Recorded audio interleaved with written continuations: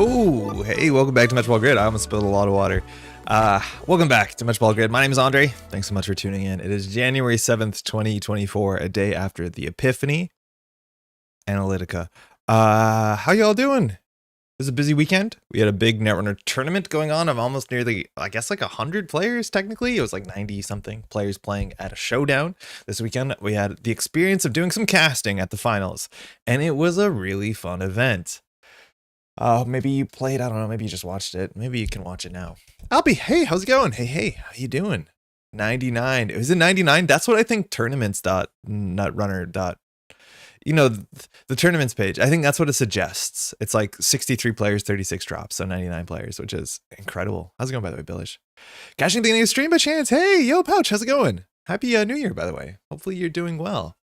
Today's a relatively busy day in terms of Netrunner stuff, even a busy week. I'm really excited this week specifically. So we have a stream this afternoon as we do on Tuesdays, and we'll be streaming for about 3 hours. This one might be a bit shorter than it usually is because there's a GNK here in Montreal with the new 2025, I think technically GNK kit with the Saisantans and the Carpe Diems. So we got to finish this. We got to build a dinner and eat it very quickly, sleeve up some cards, and then go to the GNK, win that GNK, and then, well, it'll be late by then. So it's just a really busy day. And then this weekend, which this is something I've been working at for a long time, and it's finally coming to fruition, and I'm both so excited and so nervous. Give me 1 second.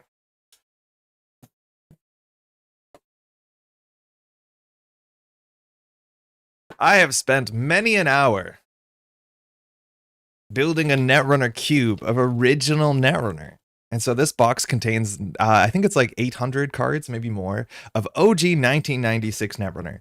And this cube is put together. It's nearly every single card in ONR. There's only a couple that aren't in here. The bad publicity stuff doesn't work because it doesn't work. And there's just like 6 or 7 cards that I haven't ever seen because they're rares and there's like not really a market for Netrunner.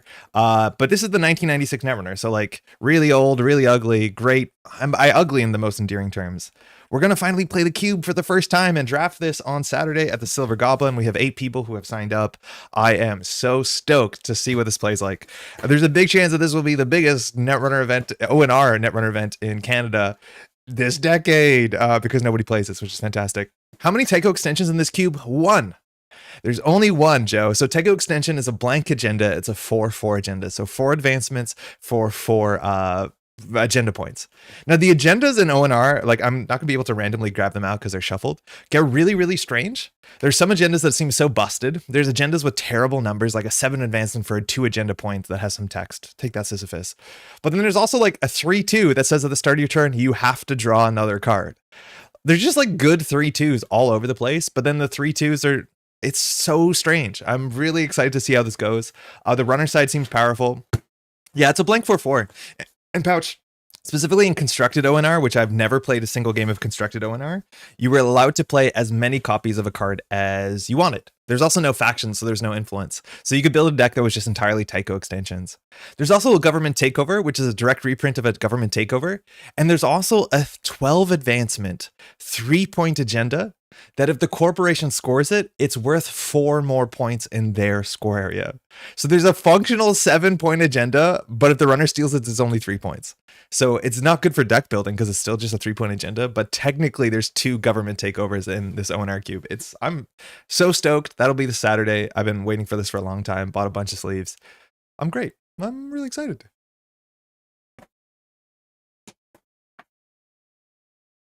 GFI on steroids, sort of. It's kind of more like a Mega Pre on steroids, right? Because GFI was worth less points for the runner. This one's only worth more points for the corporation, but it's also 12 advancements. So like, I don't know what anyone's going to do with it. Our GNKs are like show up at locals and do a few rounds. Y'all do GNKs a lot harder than we do here. I think it's about the same thing. We were doing like 5 or 6 rounds though. Honestly, you could just show up and play a couple games. It'd be totally fine. I think last time we did a GNK, it was on a Saturday though. It was like 6 rounds. So it goes for a bit. When we do it on Tuesdays, we close usually when the store does. So like we start at like 5:36 and we're done at like 9:30. But it's like, it's fun. It's an excuse to come out and play. We have a bunch of players that are like straight up newer players that are coming out to their first events who have just got like their cards because the post strike has ended, which is super exciting. I even think we have a couple players that are playing maybe system gateway decks and are allowed to legally play Reality Plus and Luminal because what else are they going to do, right? Like you have no other option. So excited for it. I'm just stoked that people are coming out. Hey, Nayeti, what's up? What's up? How's it going? Happy New Year. Congratulations on your performance on the weekend. We'll do a quick recap of the tournament, but not Yeti. And EA Sports in general, a lot of the UK players had a fantastic time on the weekend. If I'm not mistaken, TMKF came in either 2nd or 3rd. I think it might have been, no, 4th, in the top 4, I want to say. By the way, I didn't say hi, Eric. Hey, on, looking forward to the stream. I missed, what's it called? Arkham Horror started back up on Monday, so I wasn't able to watch the stream live, but I'm going to go back and watch it. I'm quite excited. We had some cool Netrunner. Arkham yesterday. Hey, Dan. Excited to discuss Showdown. Me too. Good Showdown as kind to me. Good Showdown as kind to me. What do you mean, Billish? Jay, how's it going? Good shit on comms last weekend. Thank you. It was a lot of fun. Joined by Wenagon, which is always an absolute treat. And we got to commentate like the last 4 or 5 rounds, which on the schedule was like 4 hours of Netrunner. It turned out to be like 2 hours of Netrunner because of the top cut. Literally, like when we tuned in, 5 out of the 6 top cut decks were all lethal decks that were trying to like flatline the runner relatively quickly. There was one round that was like 10 minutes, which is not super uncommon. Now it is a top cut with open deck lists, so some of the faster matchups do slow down. So even if your like corporation deck is trying to kill the runner on turn 5, like that game will go 20 minutes because people will like take their time because they know they have time. So that's great. We have that in standard. It's re-education. It's just a 5/7. Hey, London. Touche. Jello, I was looking through ONR cards because I saw Washington, D.C. grid while browsing eBay and went, isn't just Santan City grid? Yes. There's a lot of cards that are direct reprints. So I don't know if I'm going to find them. So it's actually like, it's kind of astounding. The majority of the Netrunner core set from the 2012 FFG Netrunner core set is direct reprints of ONR cards. So let's just go check out the set. And I can show you how many I think there is if we go to set. But there's also like a lot of named cities. They're real cities. There's like Singapore Grid, Washington Grid, Paris Grid, Jerusalem City Grid. There's a bunch of like named cities that show up because it does take place on Earth in the near future. But out of all these core set cards, like I can shout out which of these are direct reprints of ONR cards, and it's way more than you think. Deja Vu technically, but that's not really surprising. Demolition Run is a reprint. Stimhack is a direct reprint, no changes. Corroder is a direct reprint, except it had a noisy subtype, which has implications. Medium is a reprint. Mimic is a reprint too. Nothing exactly like Parasite. Yogg is a direct reprint. Like it's most of the cards are direct reprints. Ice Carver was a program instead of a resource. Count Siphon didn't work as well. It was just less good. And then Easy Mark Forge are direct reprints. It's like the majority of cards from FFG's 2012 core set are direct reprints from ONR. And there's still direct reprints that we see in modern Netrunner. Some of, I wouldn't say your favorite cards, but like even in System Gateway, what is the name of the one where you sell telephones? I don't know the name of that one. That's a direct reprint. It has one number on it, slightly changed. But there's a lot of like Netrunner owes a lot to original Netrunner, which can't be a surprising sentence. But so many of the cards are just like one for ones in very charming ways. Not Telework, the other one, the really bad one. The 0 cost one that you play 3 credits on it, and then you take 1 off. Smartware distributor. This card existed in one of the later expansions in ONR, and it cost 1 credit to install. That's the only difference. And I don't know if it was good, because I didn't play back then, but it's definitely in the cube, because it's definitely a card you can put in the cube. So we'll find out. But really, really, really cool. Yeah, Streetwear in ONR. Hey, Rylon, how's it going? But yeah, out of all the cards in ONR, like a lot of them, the most interesting ones ended up as direct reprints, for better or for worse. And there's still cards in ONR that I think could be directly reprinted and would be exciting cards in modern Netrunner. And we'll see if Null Signal Games ever does that. That's always really fun. Hey, PMK, I'm doing well. Hopefully you're doing well too. I came third. I would be upset about how it ended, but clearly higher powers wanted Antoine to win, which was really sick. Antoine ran so hot, just like played to outs and then got incredibly lucky on a lot of different axes on different angles. I want to be very clear that Antoine has been playing well and has some really cool decks and plays Antoine's decks really, really well. But of course, you also have to be a lucky player on the day. Things have to line up for you, and things lined up for Antoine, and Antoine took it and ran with it. It was so exciting to see. I think it also brings up an interesting thing. So we'll talk about this when we talk about the decks, but a lot of the Ismari kill decks that we're looking at are the combo decks that we saw as of like last summer, largely. The sort of re-education into specifically Neurospike is all we're seeing today. So the combination is you score out this 5-3 agenda that has never seen play unless it's like an OTK deck. And when the corporations score this out, they get to empty their hand and draw a new hand while the runner just empties their hand. Which means functionally when you score at re-education, the runner could be on as few as no cards in hand, but even up to 2 cards in hand is totally fine. And then if you have a click left, you just kill them with Neurospike. Now, some of the earlier versions also had Jupe stat as a fork, but what we saw going into the showdown was almost all the EA Sports players, if not all the EA Sports players, were only exclusively playing 2 copies of Neurospike. And then the deck also has Punitive Counterstrike, which didn't seem relevant entirely, or at least it didn't land. People had to play around it, so it is relevant in the top cut. Now, what was I going to say? Oh yeah, that deck is playing 40 cards. This is the thing that you've probably seen, and if you've watched the Learn to Deck Building 101 video, is whenever you see basically whatever the minimum number of cards you can play on your identity is, you play that number. And so this is, you play the number +4. You don't play that number. You play 44 cards if you play Asmari. Some people play Asmari 49, but you almost never play the number printed. You play 4 more cards because that just means you can put fewer agendas per card in your deck. And I'm feeling like this Mari deck, like obviously you need that deck to be as consistent as possible because you have only 2 Neurospikes and 3 Punitives and you need to find your power cards.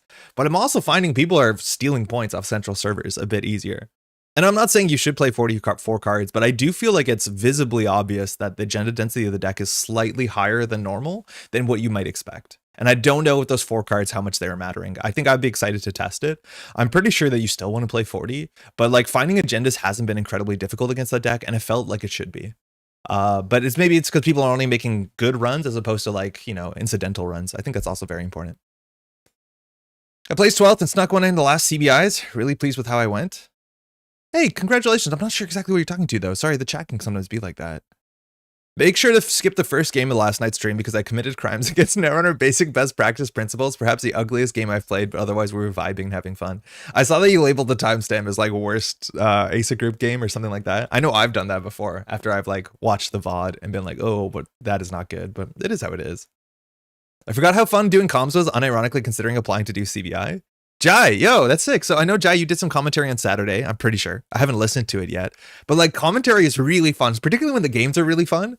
And like, I don't know, sometimes an Ag and Fusion matchup, if it's like really Sleepy Glacier, can be hard to commentate in a way that's exciting. But then when you have like, for what it's worth, some people don't like Asmari combo. But when you have like lethal decks with traps and like every axis and how many tags and how many clicks and the false leads, like it is generally quite fun. Like it is quite fun. And I think the commentators have to make it obvious that like commentating the game is fun to watch.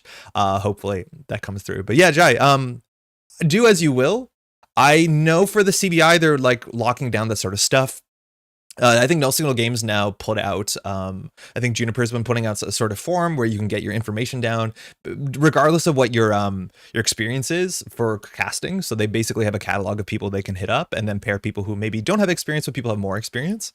But in short, I think NSG is trying to get more opportunities for casting. Jai is a great caster. I really enjoyed Jai casting. What was the last time thing I saw that you did? Crown Servers? I think it was fantastic. But yeah, also for CBI, I can't announce anything. It looks like I'll might be streaming one of the days, then America's Day, because that's the time zone that makes sense. I do want to say that the top cut starts at 2:30 in the morning for where I live, which like just a bummer. So I won't be able to cast the top cut, which is something that I've classically done. Maybe I'll do later rounds. I don't know, but I'm pretty sure streaming the America's Days, but I have to wait for confirmation. At least that's what we've been talking through. ONR takes place in the near future. 5 years ago, just about. We need a loan from Chiba reprint. Also, hi, Red, how's it going? Loan from Chiba is like such a bad card in draft, and I put a bunch into the format because it's a really, really fun card. But I've seen this show up in like in limited in ONR and just be the worst card possible. But it was a really good card and constructed because you could play like 12 copies of it. When you play this, you gain 12 credits. It's a click for 12 credit button. But at the start of every of your turns, you have to pay $1. You lose $1. So it's like it's money now. If you're going to win next turn, that's 12 credits. But if this ever leaves the game, you have to either lose $10 or lose the game. And I've seen it being relevant. But I've also seen people install this and then have no way to get themselves out of the hole. And they have to install the second loan from Chiba and they're losing 2 a turn. Like it's thematic and terrible. But in constructed, it was a powerful. It's a really cool card. If you see someone getting stuck in a Chiba loan hole and they have to play their second loan from Chiba, it is genuinely kind of gross, but kind of fun. Yeah, it's such a weird card. ONR has a whole bunch of weird cards like this. This feels like so much like Garfield design. I had to tell players like showing up on Saturday, make sure to bring D6s because there's just a bunch of dice rolling. I'm going to ask the question. I think this card is a double. I'm pretty sure this card is a double, and understanding the card is a double is going to be very important. Richard Garfield, in one of the expansion, the game doesn't have that many cards in it, put out an event, technically events are called preps, that you roll dice, and based off of how many pips you roll on the dice, basically your die roll, is how many credits you get, okay? You roll 3 dice, and you get credits equal to the pips you roll. I believe it's a double, so it takes 2 clicks. I'm pretty sure it's a double. For a double that allows you to roll 3 dice and get credits equal to the amount of pips, how much do you think that double should cost? Basically, what do you think is reasonable market rate for a die rolling event? Again, it's a double. 3 dice. Love to hear what you think the numbers should be on it because it's usually more interesting than you think it is. One is Mario and Odd Radish was very different from the rest and technically had a better win rate and average placement than the kill ones. Oh, I haven't looked at the numbers, but Radish has been playing that deck for a long time. Both had Reality Plus and now in Ismari. And it's a cool deck. I reckon it's not as good if less people are playing like Swift Shaper, but it did really, really well. Eric is too harsh on himself. So about your question of how the Showdown went. Oh, very, very cool. Congratulations. I assume you're at least doing some comms for CBA? Yes. Yeah, that's the intention. When I was helping NB Kelly test his ONR Techie server, I missed the loan from Chiba turn 1, immediately died next turn. So that was fun. Yeah, if I'm not mistaken, I don't think by the last time I pinged NB Kelly hadn't kept the server around to pay upkeep costs. But NB Kelly made an entire DECKLISTS clone that was rules complete with every ONR card. I need to bother NB Kelly whether that's still around. On that note, too, NB Kelly's last year did the like April Fool's cards that showed up on Netrunner on DECKLISTS. And NB Kelly told me, like, if you want to design a card, you have till December to get in a card idea. And I did. I was thinking about it all year and I finally got a card idea. I just like messaged NB Kelly in December being like, hey, remember me? I got my idea. And it's going to hopefully be in. I think NB Kelly said that programming it shouldn't be a problem, but I can't talk about it because the less you know about it, the funnier it genuinely is. It's a very funny card if you ask me. It's a bit of a punchline. Hey Mag, hope you're doing well too. 4, 3. It's like 6, should cost like 7. It costs 7. The double costs 7 and allows you to roll 3 dice. So you spend 2 clicks and 7 credits, hoping on average you get back like 3.5 per die, right? So on average you get back 12 credits. Maybe you make $3. Maybe you lose money, right? Like, that's just kind of how it is. 7 makes sense. I don't think 7 makes sense. I think 7 puts it in a situation, like, I think it mathematically makes sense, but I think 7 puts it in a situation where most people aren't going to want to hit that button. Like, if it costs 4, you'll rip it. If it costs 5, you'll rip it. If it costs 7, you'd be like, I probably shouldn't play this card, which means the only people who play that card are people who are okay with it going terribly for them, which is really quite funny. Austin Powers CCG, is that what it's saying? Oh my God, it is. That's really weird. Phil, how's it going, by the way? We're going to try and play some Sportsmetal. Maybe imitate what you've been doing for a while. Hopefully you're doing well. 3 credits for the dice events since that's the lowest you can roll. Mangos, how's it going? Yeah, you have to pay a bit more. It's going to be bad sometimes. There were 7 EA Asmari players, though, so the win rate means a bit more. Oh, overall, yes. Did runners get 4 clicks in ONR? Yes. It's totally mathematically balanced at 7. Yes, it's balanced, but not great. Did you say Austin Powers CCG? Yeah, it's here at the bottom. I don't know what that's about. I'm not going to click that button. I've actually never seen Austin Powers. Lucky Find is like +6. Yeah, but it's guaranteed +6. Right? And it's also influence, right? There's no influence in ONR, and I think that has an impact on things. Okay, so do runners get 4 clicks in ONR? Yes, runners get 4 clicks in ONR. I think I'll just do this at the top really quickly because I have to rehearse this for Saturday. ONR is very similar to Netrunner. If you know how to play Netrunner, 95% you know how to play ONR. There's only a couple small differences. Firstly, the names of things can be different in ways that are not important. So credits are not called credits, they're called bits, and they show up in this like sort of starburst with a number on it. That's totally fine. This is a sentry. Ice are the same. You have 3 types of ice. Sentries, you technically have barriers, but they're called walls, and you have code gates. Notably, sentries, for some reason, the ice is printed like this. It looks like an operation or an asset, while code gates and barriers are printed in the sort of sideways-ish format that more resembles what we know in modern Netrunner. But sentries are printed more like this. Notably too, that the ice pool has 50% sentries, 25% barriers, 25% code gates. Sentries are much more important, and I wanted to bring this up because the subroutine looks like a reaction arrow. It's a subroutine, it's not a reaction arrow. The other thing is, when you do an action, the symbol for an action, they're not called clicks, they're called actions, and actions, it looks like a return carriage, it looks like an enter button, so the symbology is slightly different. You don't have servers, you have data fortresses, so you have central data forces, and I believe remote data fortresses. That's a great name. Assets are called nodes. Events are called preps. And I think that's most of the differences in terms of the name. But structurally, everything else is the same. Now, there's like 2.5 big differences for the game, and I think they're all very interesting. The first is that whenever you install a virus card, and if your virus card gets virus counters, the game doesn't use virus counters. I don't know if I'm going to find a virus card here really quickly. Maybe we can find one. But the idea is that if you install something like a fermenter in ONR, at the start of turn, it won't get a virus counter, it'll get a fermenter counter. And then when you put down your conduit and make a run R&D, it won't get a virus counter, it'll get a conduit counter. So every virus uses the name of its name in the virus counters. It functionally doesn't matter. When you do the actions to purge virus counters, you wipe all cards with virus counters on them. Or sorry, you know what I mean. Basically, any card that's a virus, you wipe counters on them, regardless of what the type of the virus cards are. But they technically have their own bespoke names for no reason. Please don't choke anybody counters. Yes. Yeah. Corporations also have their own bespoke counters, or you'll score an agenda called please don't choke anyone, which gets please don't choke anyone counters. Functionally, they're agenda counters. I don't have a copy of please don't choke anyone. It's a very rare card. It's not on the cube. Feels bad. Purging. This is the interesting one. So purging is not a basic action in this game. And that is a very technical difference. You can technically start your turn, do start a turn triggers, and then just purge virus counters, and it'll work the way that you think it does. But the difference is, in Netrunner or in ONR, there is a term called foregoing. There's a bunch of abilities that will say you will forego your next either action, your next run, your next credit, whatever it is. And when a forego ability fires, say a card fires, a subroutine fires that says the runner forgoes their next click, that just means whenever they have another click, they'll just immediately lose that click. But it's not necessarily this turn. So for instance, say that you ran into something like an Enigma. Enigma is an ice that could say something like forego your next click. If the runner runs into that last click, at the start of their next turn, they just lose their first click. And now they only have 3 clicks. So importantly, forego just means the next time you'll do this thing, don't do it instead. And that is important because it's not a basic action to purge viruses. It doesn't take 3 clicks. You just have to forego your 3 actions. Your next 3 actions have to be foregone. It doesn't take a click to do that. And this leads into some really weird board states where in theory, the corporation can go install, advance, purge, which means they forego their last click on that turn, and then they forego their first and second click on their following turn. So you can actually break up where a purge lands on a turn cycle. You can spread that joy, which is a really weird thing to keep track of. We'll see how it works, but you can do that. But also means you can purge on the runner's turn. The runner can install a virus that comes in with virus counters. And for what it's worth, most viruses in the game don't come with counters. You have to make runs to build viruses. They just all work like that, it turns out. I don't think I've seen a virus that gets counters. But the runner could install a virus, get a virus counter, and then halfway through the turn, you can just say purge. And that just means your next turn, you'll forego basically your whole turn. You'll still get mandatory draw. You'll still get started turn triggers, but you can forego whenever the heck you want. That is a weird difference, but it is technically an important thing. If you don't care about that, you can just play it like it is ONR or modern Netrunner and just purge at times that make sense. But otherwise, you're allowed to do that. It's really weird. Those purge rules are goofy. Yeah, I don't know if they're going to be important, but they're goofy. Pod, how's it going? There'll be a terrible purge timing. 2 turns, contest agenda push. Yeah, that's a terrible timing, but like you are allowed to do it, which is wild.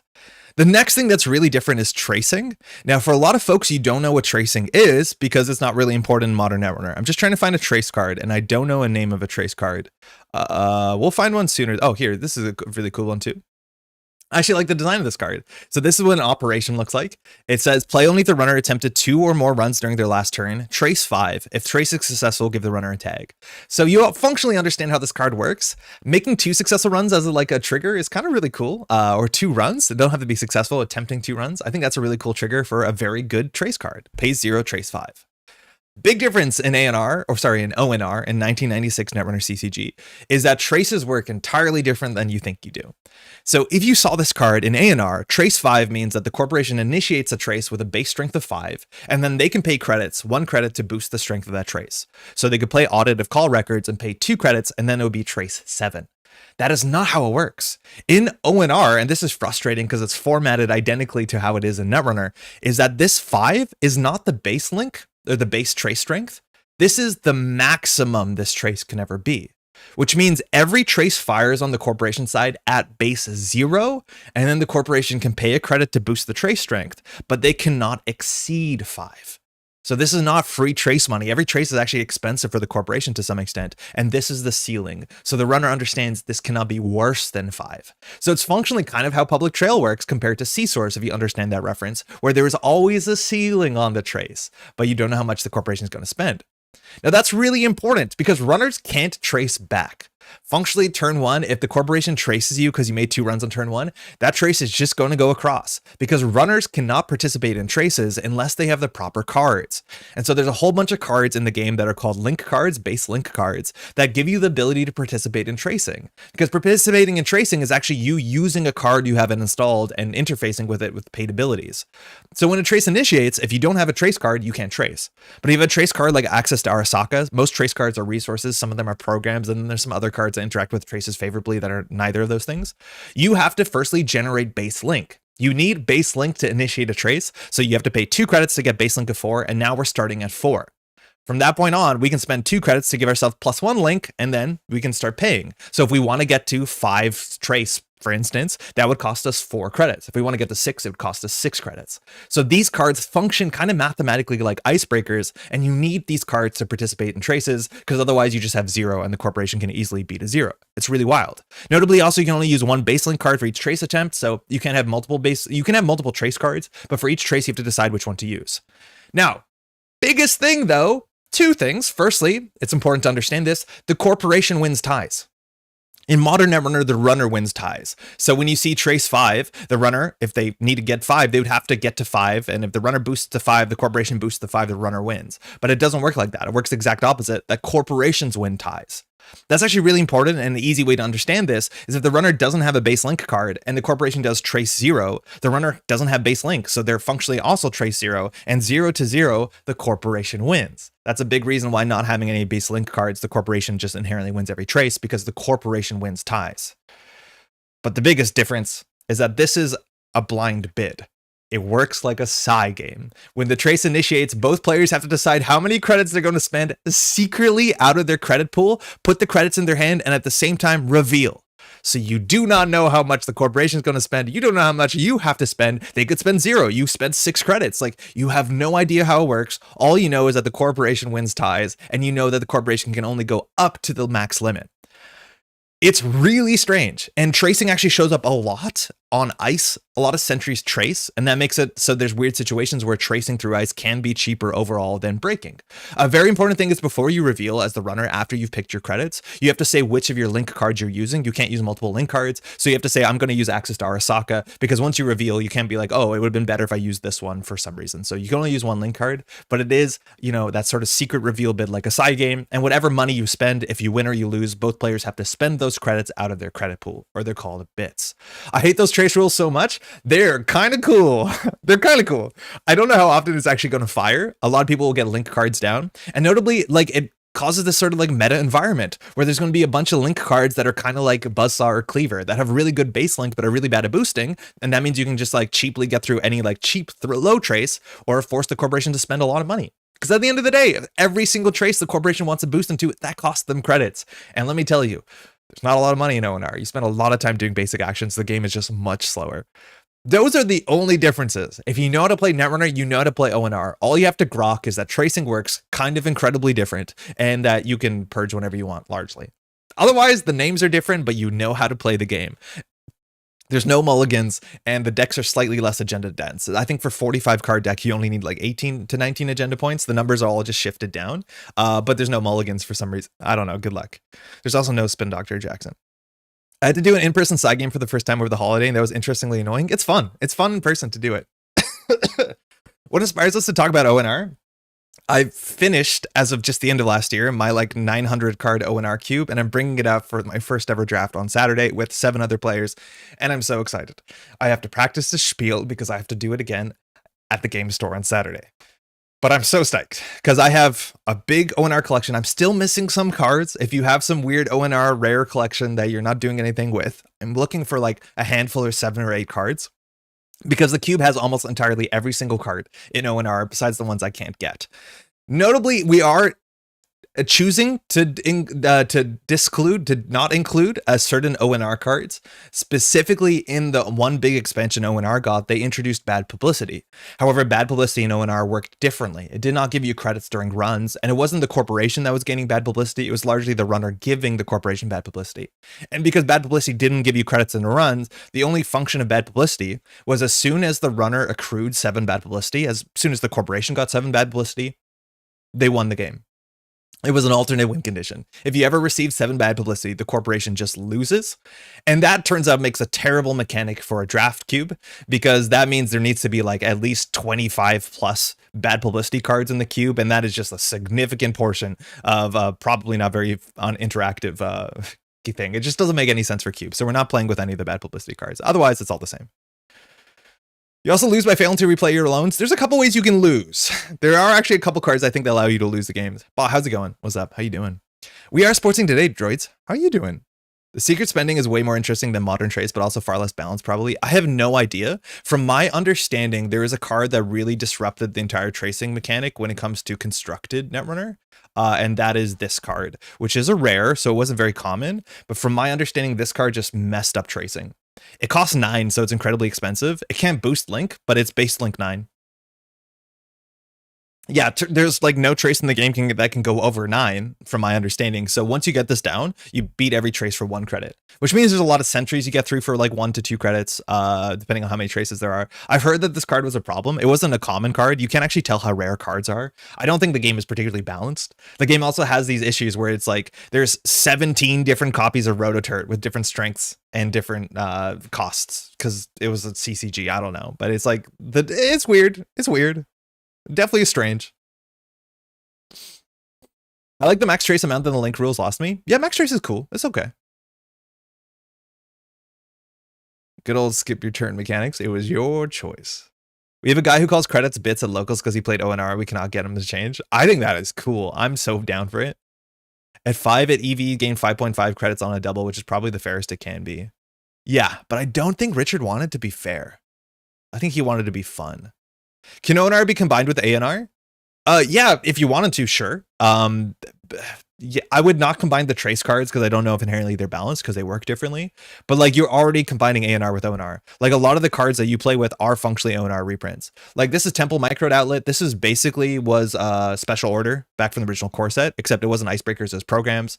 But this is not the best example, but a lot of cards are just like direct reprints or like unoffensive. Like this is what a barrier looks like. They're called walls, and it's just 4 cost 3 strength. Like technically flip Palisade, I wouldn't say it's good, but there's a lot of cards that are genuinely like very, very interesting. I think this card's cool. It's 5 res, 1 trash cost, and it just gives you a different action. Would this be busted if it was in a modern format? No. It'd be very good. It would be like a win condition, you play around it, but it's like you can combine them for sure. I think there's a chance if the ONR Cube wants it, we would actually include a couple cards from original Netrunner, and by a couple cards, I mean identities, because you don't have corporation or runner identities because there are no identities. And I think it would be fine to include some of the more interesting identities just to give people more to glom onto. So I was considering adding things like making news for traces and Geist, so some of the trash can abilities got more relevant. And I think that would be fine. Like this is just Beanstalk royalties. Like there's a lot of cards that are direct reprints. While ONR is wildly unbalanced, yeah, there's a rarity system. I don't think the game's balanced. This is just HQ interface, which was just HQ interface, like reprinted with the same name. Like it happens. It just a lot of original Netrunner and ANR lineup. Access to Globals got to glow up, huh? Yeah, it's expensive though. That's the truest thing anyone has ever said of Art Garfield. Yeah, that guy's good at what he does. Like, look at this. This is a 4-3 agenda.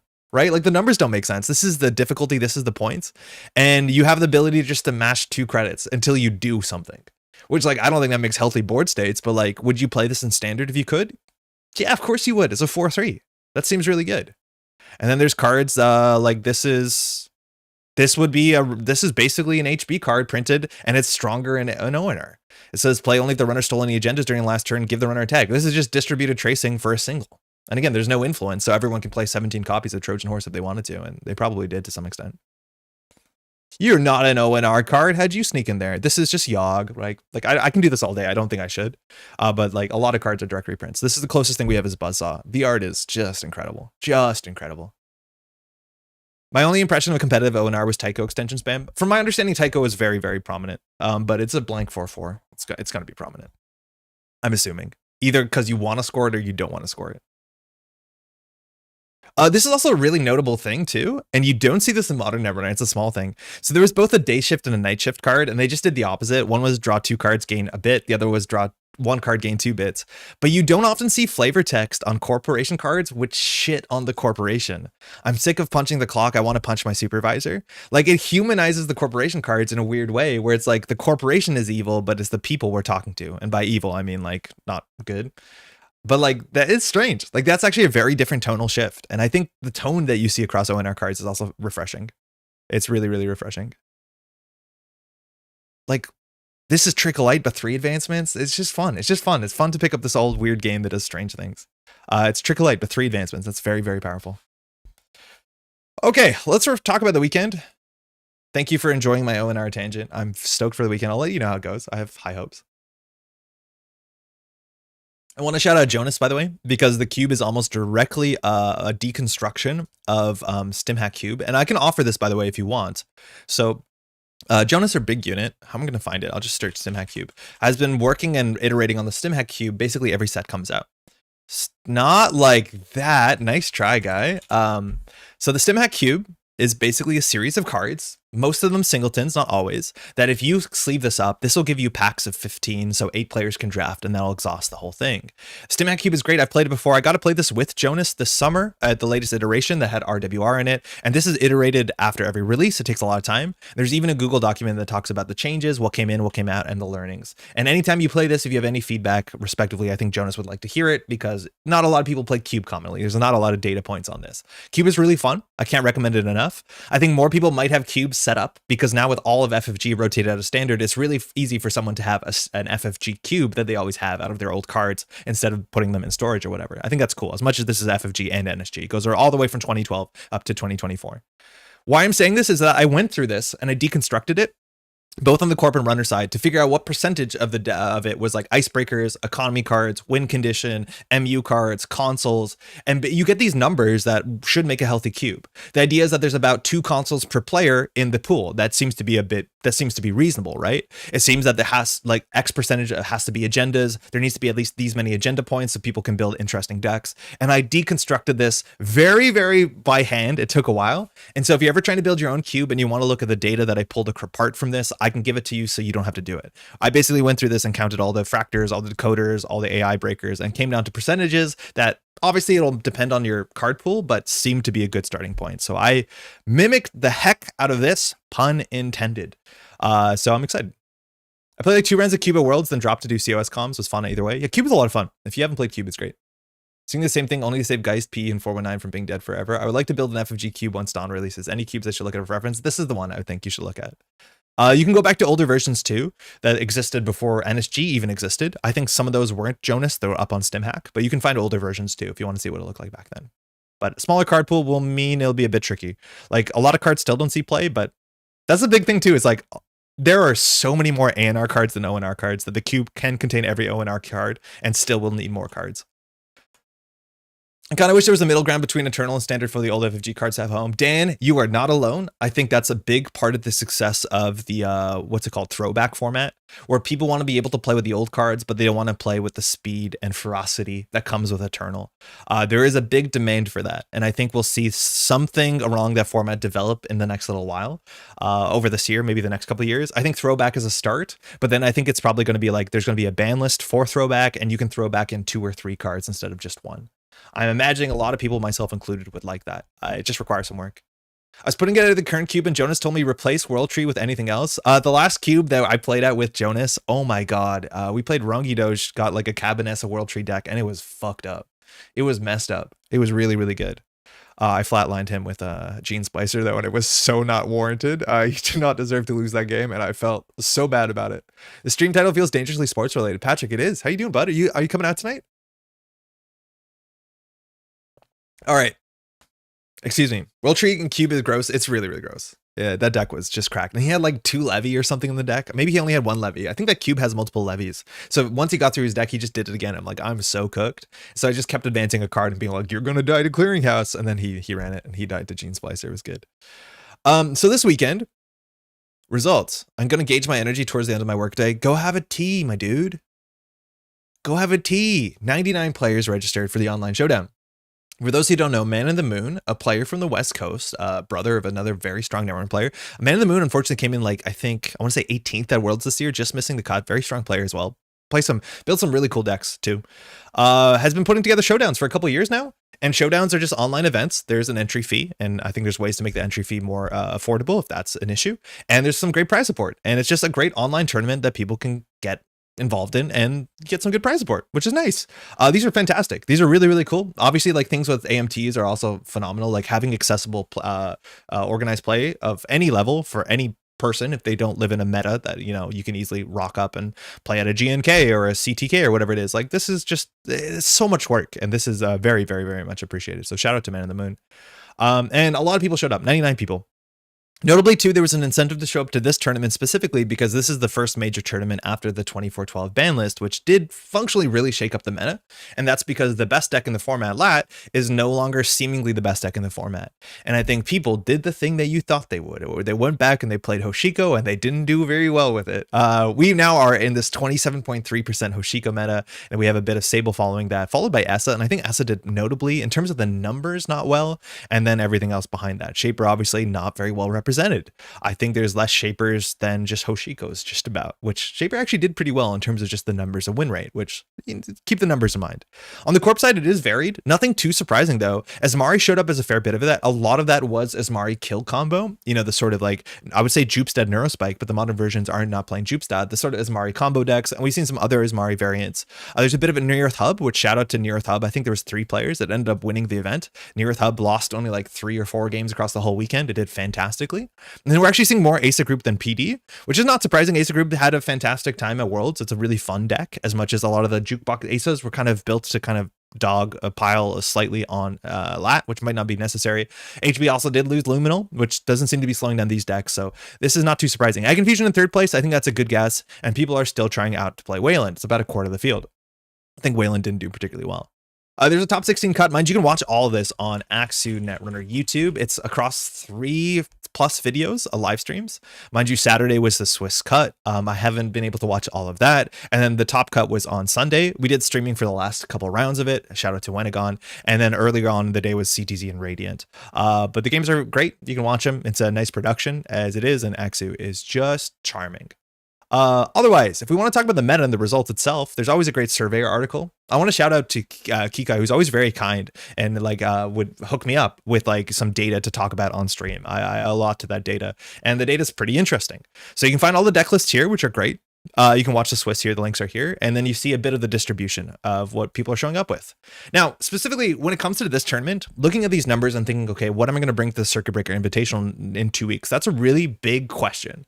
And I'm not 100% sure everybody brought their, I wouldn't say their A game, because they definitely played really well, but I think there's a lot of people that are hiding their secret decks and their secret tech for the CBI, right? I think this is a bit of a testing ground. Not that people are not trying and it was a tough field, but I'm sure, I'm not sure how this data is going to impact the CBI, because I think people are going to look at this and they're going to get some ideas from it, because certain things worked well, certain things didn't really work well, but how they're going to, I don't know. It's I still think there's a bunch of people that are keeping their cards close to their chest. So we saw what works, and we saw to some extent what also really doesn't work, which is pretty important. I'm going to link this in the description after as I do. This is the top cut, which is mostly Anarch. This is actually almost identically to what the meta looked like in last summer, where Hoshiko was just kind of on top with the sort of turbine rigs, setting up really quickly, getting through your deck relatively quickly. And for what it's worth now, there's actually a bunch of different Hoshiko lists, whether it's Mulch Hoshiko, whether it's Crew Hoshiko, whether it's Good Stuff Hoshiko. There's actually a fair bit of variance in the Hoshiko decks, but overall they're not doing that well. And I think this was a big thing. So this chart actually looks slightly different across Saturday. I think this has the faction win rate across Sunday as well. And you notice some very fascinating things.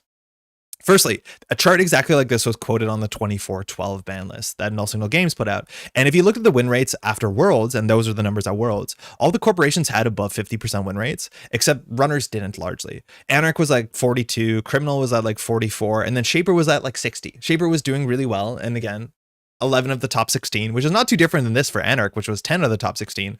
They were on Shaper at Worlds, here they are in Anarch. But the numbers were bad. Looking specifically at the runner win rates on Saturday, it was nobody was, I think Shaper was at 49, but Anarchs and Criminals were at low 40s. So currently the idea that the meta hasn't been solved, and obviously I do think a big part of this meta right now is this NBN win rate. The short of the long is, if people are not playing Lat, and people are not playing Onacom, and people are not playing Stone Chip, Burner still sees some amount of play. It's much easier to flatline a runner, right? This was the Asmari deck, and we've talked about this a fair bit today already. This Asmari deck had a very, very bad win rate until Lat. If you played Lat, you could easily have 6 cards in hand. If you played Lat also, you just kind of generally played 2 to 3 Stone Chip Chart Room, which means at instant speed you can have even more cards in hand. You played Pinhole Threading, you could play Burner. Most Lat decks didn't play Burner. And then on top of that, you also had Onacom. And all of these just made you a very hard runner to flatline. And that deck was trying to court a flatline in multiple different ways, whether it was punitive or setting up the combo. And so now when people suddenly stop playing Lat and stop playing Stone Chip, you barely saw Stone Chip in the entire tournament. I don't even think you saw a single Stone Chip. This deck got so much more lethal. And the folks at EA Sports in the UK, they realized that and they're like, okay, we can bring back our pet deck of the last year. And it did really, really well. It did fantastic. Now, there's other NBN archetypes that also did well. Odd Radish is playing a really cool NBN with that agenda that's frustrating. NEH, mind you, won the event playing basically the sort of falsely trap game, but slightly more traps. Really, really cool in NEH. No Reality Plus anymore. But the short of the long is this deck had a fantastic win rate. And a lot of that win rate is just this combo deck that people are struggling to interact with. This will change. This number will probably go down, I'm assuming, as of the CBI. Firstly, either because people are going to be more prepared for Asmari, and or because realizing people will play for Asmari, they'll either change the Asmari or not play the Asmari. I'm not 100% sure. But this is a deck that was just really well positioned for this tournament, and it ran away with it. I think it was 2nd and 3rd place, or no, it was 3rd and 4th place at the event. Unfortunately, didn't actually take the event, but there was many in the top 6. The top 6 was 5 Asmari decks, so Asmari was doing really, really quite well. The short of the long is the idea that corporations lost Reality Plus and also Luminal to bring up runner win rates. So far, that's not converting. Again, I do think it's really early meta and people are trying to figure out what works, but the numbers are still pretty bad in terms of what runner win rate. Like, I think if you have a chance to play runner or corporation and you want to win that game, you should almost always play corporation, depending on the matchup. We also saw that in the top cut, like the corporation win rate was still pretty good. And I think there's even a shout out that a bunch of the players who made the top cut had played more corp games than runner games because of IDing and single-sided Swiss. And it is actually very, very important. Any player that like played more runner games than corp games, it had a huge impact on their ladder results, which can be surprising looking at this chart, which is a bit unfortunate. Wayland also did not perform well, but I don't think there was a lot of Wayland decks that people were really excited. I think people were excited to try out Op because Op seemed to be okay with Rima viruses into like, you know, virus stuff in general. And it's not great into Aquasaris crew, but this is fascinating. This is the big outlier for sure. And I think that's going to be ironed out, but like things are looking bad. And I do think we've seen this before. Like we've seen this in other events where everyone goes out to play Hoshiko. Hoshiko, mind you, is a deck list of the week. And that deck is just doesn't seem to be doing it in that iteration. I also think a lot of people pick it up because they've been told it's a good deck. I've seen so many people on like JNet learning that Hoshiko deck for the first time. And that's good. I think it's a fun deck to play. But like the numbers are... It's wild when the most represented faction is also the least performant faction. It's definitely something very strange. So keep that in mind. Oh, I want to shout out Antoine, who took the event playing Ken and this NEH deck. Antoine is a local player. I've known Antoine for a long time. He used to show up when he was like a very young kid, like a preteen, maybe even a teenager, showed up with his dad. I remember events that we had to like change the venue because the place closed and we would go to the bar, but it's like, we can't go to the bar because there's somebody who's underage. And we ended up playing in like a food court or something. And like Antoine now is playing a fair bit, like that's like 7 to 10 years from now, which is fantastic. And this is his best performance at an event of this size. It's absolutely fantastic, and he just had a great time. So his lists are posted. I think the write-ups are also really good. They're really funny too. They have a nice sense of humor about them. But Antoine did absolutely fantastic. I'm pretty sure he'll be playing the same decks tonight at a GNK. So he's kind of got a target painted. Off 1515 also great to have an interview with them playing the sort of like Anacom crew. Hosh, mind you, Anacom Anarch is just an absolute treat. Just such a fun list. I think we've played a fair bit. We played against a fair bit on the channel too, but just like one of my favorite lists. The interaction is really, really wild. Off 1515 has some like pretty interesting choices too. I think Eye for an Eye is getting some conversation now as a way with Anarch, and you can always use this on top of other multi-axes like Copulation or Twinning, which the decks are doing, and use this as a disruption tool to deal with things like Asmari. I think if people are expecting Asmari, this is a way that in Anarch you can help your matchup. Nobody's icing HQ largely, but this is like a really interesting targeted card to deal with some combo decks, which is kind of cool. I'm not sure if it's the best answer, but it's definitely an answer, and people are unironically playing this, which is fascinating because I've never seen this card hit tables. Very, very, very cool. But a lot of cool lists. Again, all the lists, you can see them at the top. Shout out to all the players who came out. It's fantastic. And look at this. Great, great, great players. The West Coast also has some great representation. Finally decided to throw some Patreon money to this channel. Thanks for the great and steady content. Cheers. Thank you. That's very kind. Thanks for supporting the channel. I don't know how to pronounce the name besides what it looks like a memory address, but hopefully you're doing well. Cool. That was this weekend. Go check it out. I think it's fantastic. I also want to shout out something that dropped, and I'm not 100% sure what this is yet. I've looked into it only a bit, but Abraham Man in the Moon put together this website. It's called NetrunnercardsDotNet. And from my understanding, this website exists to give tournament organizers accessibility to alternate arts at reasonable costs. This is a problem to some extent, and I'm actually kind of concerned about the kit we're getting for the district championships that we have applied for. The district championship kit from Null Signal Games supports up to like 24 players. After 24 players, people just don't get prize support anymore.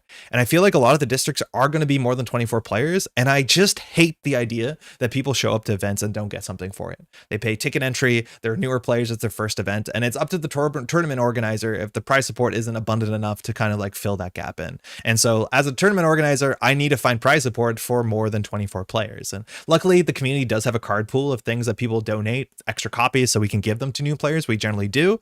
But yeah, it's things like this help for that sort of idea. Yeah, this is a deep dive art by Prinnick. Prinnick sent a playset of these and a couple other ones. They're fantastic. The idea is that this website exists and you can purchase some cards. This Finality, mind you, showed up for the first time. This is a catch-in. This showed up at the Showdown. This is phenomenal. And then a bunch of these I've seen most of these before. I haven't seen this Earth Station. That's pretty sick. by PyCat. Oh, super cool. So this is the Prenic Deep Dive. This Mavirus, I believe, was in a run together. The Shergamble also. There's a Spin Doctor Revolver, and this is a pack. The idea is that this cost, which is 20 Canadian, I believe you get like 16 of a playset if you buy an identity. I think you get like 16 playsets if you buy a card.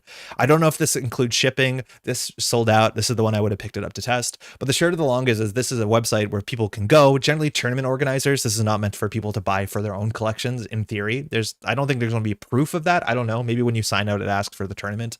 But the short of the long is if you're looking for additional prize support for tournaments you are running, this is a really cool initiative. And I'm excited to see how this grows because this just started. I reckon if you have any feedback, you can hit up Man of the Moon. I don't know what shipping costs look like because I'm assuming this comes from America. But this is just like a fantastic website to help people get more prize support. It's 48 cards for the pack, 16 play sets for like Mavirus. Yeah, okay. So it's 16. I think it's fewer for the identities. Maybe it's still 16. I just signed up for this. Also, yeah, I totally agree on the 24-person prize package. Shipping is free over a certain amount, I believe. Okay. I wonder if that's only because you're an American. I imagine crossing the border might be a different problem. Love this idea, but also GNK kits should hopefully cover things like that. Yeah, they should, but like, I think the idea is that a lot of people who are coming out to districts have probably gone to a GNK, Dan, and so they probably have the GNK prize support. But yeah, GNKs are like a really nice thing to grab extra copies from. I always have a couple of GNKs in this drawer that if I'm running an event, I can put some GNK stuff on top of it. I know for the events that I've ran over the last couple of years, we have maybe too much prize support that we like roll in GNKs and what else on top of it. It's another really great idea. But I think a lot of people who are coming to these might already have had those cards if they're coming to locals. And this is something that like they probably don't have, which is cute. But yeah, there's a couple ways to do with it. I like this idea. I'm excited to see what this looks like. Sick. Anyways, I'll have the link to that below. I think that's mostly it. I think we can do some deck building. How's everyone doing? How's a Tuesday? I want all my NR cards in that style. Prenic put out like 2 or 3 cards of this style that were really colorful. There's a Deep Dive, then there's a Running Hot that has like Max in front of like a burning building, and then there's the Revolver, which is this one too, and that very bright colorful style. Prenic also did like the Hermes on the sort of portrait cards, like there's the end of the line with somebody with a gun, and then there's also like sketches of animals for some of the animal based programs like Egret and Chameleon and maybe Mayfly. I'm forgetting the last one. There's a couple different styles. Prenic's an Italian player. That's some great stuff. Cool. Let's build a deck. I love the 16-bit thing for what I'm assuming are programs. Yes. Oh, yeah. Where the Revolver is like blocky. Ren, I feel like we've tangented too much already today, but how has the Arkham spoilers been? I think they showed off a channel, showed off the mafioso, the gunman. Don't know how I feel. Prenic also did custom arts for IT Nats winners for the past 2 years. Oh, that sounds about right. Prenic did the really good like Augustus. What's it called? Was it a big deal or is it a Genesis? Regardless, I want to get my hands on that one. That's fantastic. McGlenn just got spoiled. Yeah, that's McGlenn. Yeah. It's the Augie big deal. The Augie big deal is good. It's really, really nice. I think getting the person who wins their, them on a card is just absolute treat. How can you not tangent argument about Rebirth? The thing is, like, Rebirth was spoiled on the back of one of the boxes. So not surprised that it is what it is. It turns out it's like less flexible than we thought it was. Right? Because isn't it only Mystic, or is that not the case? Maybe it's not. Oh, Council's getting a Seb. Oh, that's hella sick. I'm excited for that. That's really, really cool. Yeah, there's a new Arkham thing coming out in the near future. It's been like spoiler season for the last month and a half, and like every 2 days you get a card or two. And a lot of them are like high level cards. Mystic level 2. Yeah, okay. That's a good Lola card. All right, I'm not building a runner deck. What's going on? Pull your stuff together. Can grab anything. Really can grab anything, Mela. Okay, that's kind of cool. I was upset with the tank gun. It's weird they built a really big gun and I'm upset about it. Wait, no, that's not weird. That's normal. I don't know. I feel like with McGlenn, hear me out. What would McGlenn rather have? Any gun or Switchblade level 2? Any gun or just like a little fast knife that you can play consistently? Literally any gun or just a tiny knife that he keeps in his pocket. He pulls out when he needs it. And it's not obvious it's guns. Like, I still don't think they've solved the gun problem. I love the baby gun with free activations. The Mouser? The Mouser's cool. But the Geffer doesn't make any sense. The tank gun, I don't think. All right. Sorry that we're talking about things not on the screen. It's going to take me a while to pull them up. Let's play some Sportsmetal. So, Sportsmetal, it rotates. I want to spend some time talking about cards that are rotating in the near future because they're really fun to play with. Sorry, what were we talking about? SRN, we're technically talking about Netrunner. We were talking about spoilers for upcoming Arkham stuff. Just add a 0 after every ammo number. It should be that easy. If they had infinite ammo, they would actually be pretty good. Farewell Sports, sweet, sweet sports. So just a really fun identity. And for what it's worth, this identity had a bunch of different ways to play it. It didn't win Worlds, right? A sports like deck won Worlds in Toronto. But this ability is just kind of a fun ability because the choice actually really matters. You actually do both of those options. It's weird how NBN Reality Plus almost never did this option, YDL be damned, and you almost always did this option, and that's because you refunded the cost of your ice. But when the runner steals your agenda, and sometimes the agenda already gives you money, you will consider this. And that makes the runner ordering their turn actually very important, because if they run R&D and the corporation draws 2 cards, well, obviously the top of R&D is new because you stole the agenda anyways, but it changes where you want to run going forward, which is fantastic. It was sports that won Worlds. It was cosplaying PD. Was it sports that was cosplaying PD, or was it PD that was cosplaying sports? I think you're right that I'm wrong. It was sports cosplaying PD. Limes did it? Wait, did sports win Worlds a couple times? Limes? Yeah, Limes was definitely playing sports. Okay, so it won a couple times because Limes has the signed sports with like the sports players on them. Okay, so I'm totally wrong. Mango, by the way, how's it going? Okay, so very good identity, and people have built it flexibly. Whether it's just like tempo decks, whether it's Worlds winning decks. Won like 3 times. Eric had Blame Changer. Eric did not win Worlds. Limes won Worlds, and then Sokka won Worlds with sports. But Blame Changer just won events, and then won an NPC Boston like 2 years later unchanged. Frank, I'm doing well. How are you doing? I feel like it's been a minute. Are you playing at the CBI in 2 weekends? Also, are you coming out tonight for the GNK? So we played against Zeroth Maxima. We played against Phil like 2 weeks ago, and Phil like gained 36 clicks in 6 turns. It was bizarre. And the ability to do that is about basically getting some assets on the table and playing combo cards and fast advancing as much as you can. Sports had 2 big payoff cards. One of them is banned in the format. The other is Fast Break. And I think Fast Break is actually a bit better than it looks. Basically, depending on how many cards are in the runner score area, they don't technically have to be agendas. You just get a lot of things to go on. Like it's basically a Rashida, but also gives you click to install. So you gain X credits. That largely doesn't matter. It's nice when the Fast Break is free, but even if you didn't gain X credits, this card would be fine. You can draw up to like 4 or 5 cards, install 4 to 5 cards in a single server. And that means you can just build a scoring window out of nowhere. A lot of Netrunner is people understanding the board state and being like, okay, on this board state, I'm able to contest. And so then they plan their aggression and their setup on the board state you're presenting. But for a single click, if you can set up like a 2 ice and a defensive upgrade in a remote server out of nowhere, they probably don't see that coming. And I find that this to be a very, very upsetting card where they can go from bad board state to suddenly winning all at once, which is kind of noteworthy. You can also use this as a way to get combo pieces. So a big way to use Fast Break is that you can install an agenda with it, but also on top of the agenda, you can install a card that will allow you to score the agenda faster. I think Sansan City Grid is not often the most common. You could technically get a Holoman and in theory use Holoman to spend more money to get an extra advancement. That does technically work. One of the common ones we've seen back in the day for combo decks is calibration testing. And this card you can install over and over again if you score agendas and bring it back combo style with things like modernly the powers that be. So there's a bunch of ways to like fast advance with cards from your deck, as long as one of the assets can do it. Technically, Bast Chiraboga only slightly doesn't work, and the problem with Fast Break is you have to put all the cards in the same server. But Bast Chiraboga is actually really important for one of these. Giga's Fast Break NBN was so good. It was a really, really fun deck. I remember that one a fair bit. And anytime that we're talking about like NBN metas, I'm like, is there any NBN deck that didn't play Bologna? I'm like, hold on. Tonight, don't think I'll make it. CBI is still in the air for me in terms of things happening in the family. All right, Frank. Excited regardless if you can make it or not, but hopefully see you at some point soon. Hopefully you're doing well. Yeah, we're trying to build Spombo. I don't think we're going to go full 7 points Spombo. I think we're just going to do tempo Spombo. So we're just going to get cards on the table and start fast advancing. I don't think people are playing Claude anymore. There is a lot of people playing like Imp and Virus stuff. So like Imp is not great into sports as long as they feel like they can kind of choke you out and take away your key pieces. So if we just play more key pieces, who knows? So what's important? Bass is good. Rashida is really good. Spin Doctor is really good. I think here we definitely play 3 wage workers, and a big part of the decks that we've been seeing are playing a lot of events with wage workers. I know like early on when wage workers came out, I think Neon Static was put out a deck list and was trying to list like this too. But the idea with wage workers is whenever you finish taking an action, if you've done it 3 times, you get a click back, which means if you play the sort of clicks that are clickless, or sorry, the operations that are clickless, this actually generates additional clicks. So the idea is that if we play things like red level clearance, we can use that to install a card and gain a click back. So we can put an agenda on the table and gain a click and then technically get a wage workers click. So this is a 3 of. We probably want to play some amount of the Mandate, Sudden Commandment, on the basis. Do you know what I've been realizing? I have a nagging suspicion at some point in my life, I have played Sudden Commandment into Sudden Commandment. No, you can do that. Oh, you just can't. Okay. I was worried. I was pretty convinced I have or seen someone do Sudden Commandment into Sudden Commandment.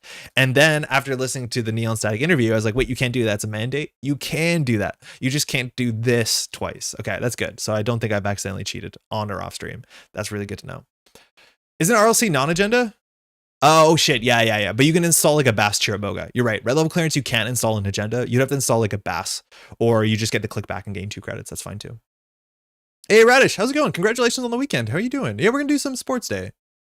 I really enjoyed your commentary of the Kid versus Asmari game going back afterwards. Oh, cheers. That's very kind. Was that your Asmari or it was a combo Asmari? They're really fun. Like I'm glad that that's a deck archetype that we've all seen before, so you can actually commentate the lines out. Hopefully I did a reasonable job, but it's really fun when the lines are like, you know, you have to play around these perfectly. It's high stress, that's for sure. Okay, so we want to play a bunch of agendas. We want to get a lot of small agendas if Fast Break is going to be worth something. It probably is going to be worth something. We have to build around it. We don't have Luminal anymore. It's going to recommend that for a bit until it gets unbanned. At some point, it will get unbanned. Mark my words. I think we saw Eleva Gao bifurcation as just a 2-1. It also means that the Spin Doctors get a bit more value. I don't know how many of these we're going to play. We'll put in 2 in. Hyperloops are just generally really good because this can be a 5-credit econ card or 3 credits and 2 card draw. It's basically Rashida. That seems pretty good. Ikoas we might actually see play. They're just a bit harder to steal, but you also just want to have, like, this takes up card slots in your deck in a way that smaller agendas don't, so this is worth something. But if the runner steals one of these, you're probably not in a happy spot. Otherwise, Mega Pre is generally considered in these decks because it's a 3-1 or 3-2, so why the heck not? We'd also play, like, maybe Vitruvius with counters. It seems very powerful with, like, red level clearance, biotic labor, that sort of strategy, so I could see us playing that. And then I think we saw actually that when Phil was playing, and I don't know if it's the thing to do, but like playing Superconducting Hub as well, just to get more hand size could matter. I don't know if we want to do this, but we have to play enough like little 1-pointers that it gets annoying. So maybe we can just play Superconducting Hub.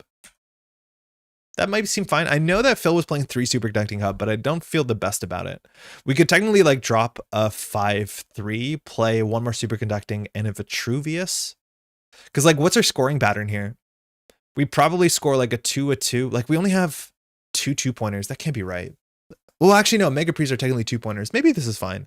I don't have a lot of experience with a deck like this, so I'm assuming something like this could be fine. I don't know if there's any agenda that we're obviously missing that makes sense for this archetype. This seems okay.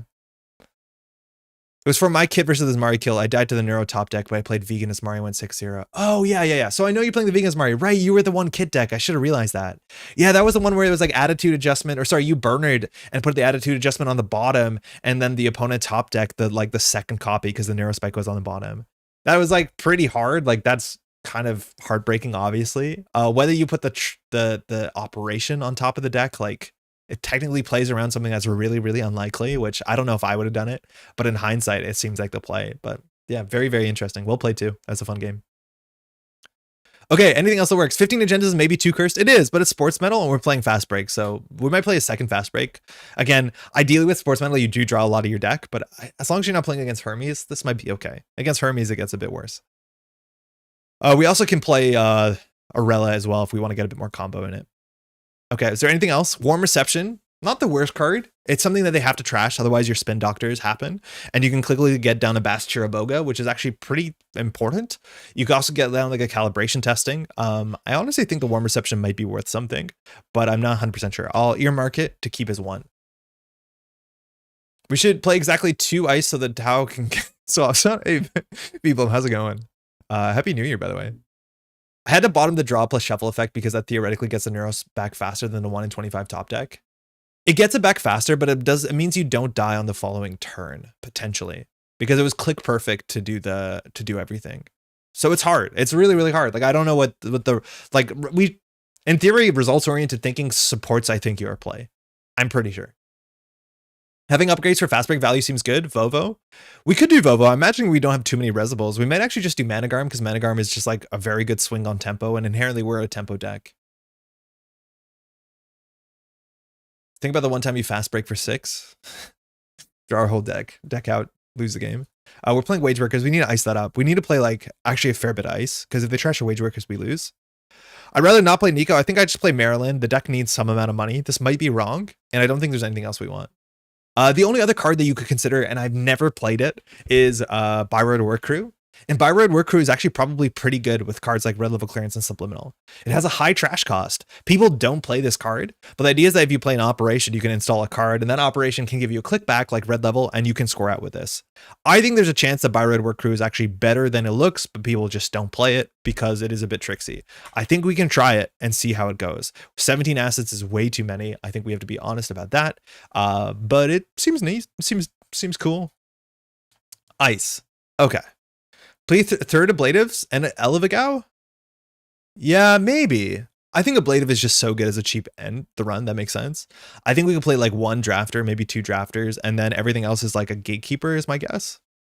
This is probably correct. Like, I don't think we want a Brawn or anything. Maybe we play like 8 ice. That could be okay. Hey, Pellegrini, what about Nightmare Archives to increase the number of agendas in the runner score area?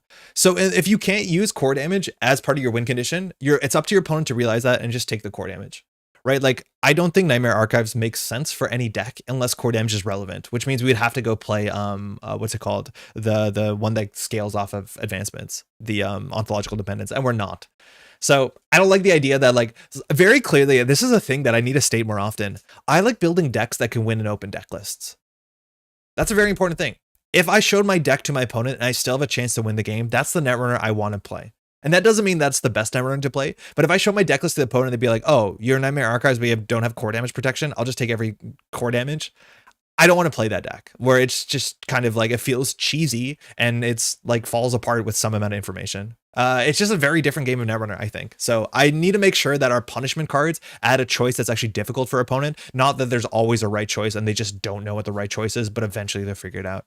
It's a weird thing. I think some like jaded old heads have a stronger opinion on that, but like I want to be able to win in open deck lists. It's a weird thing. One self-adapting code wall as everyone seems to be on crew. Matt, actually, I think we're pretty good into crew because if they crew an ablative barrier, it's one strength. So it's just annoying that they generally have to take a tag for that. We don't care. A drafter is really hard to crew. Self-adapting code wall is technically something because they can't crew it, but also they're probably on, you know, a Botulus or Amakua or like anything else that this is probably not worth anything.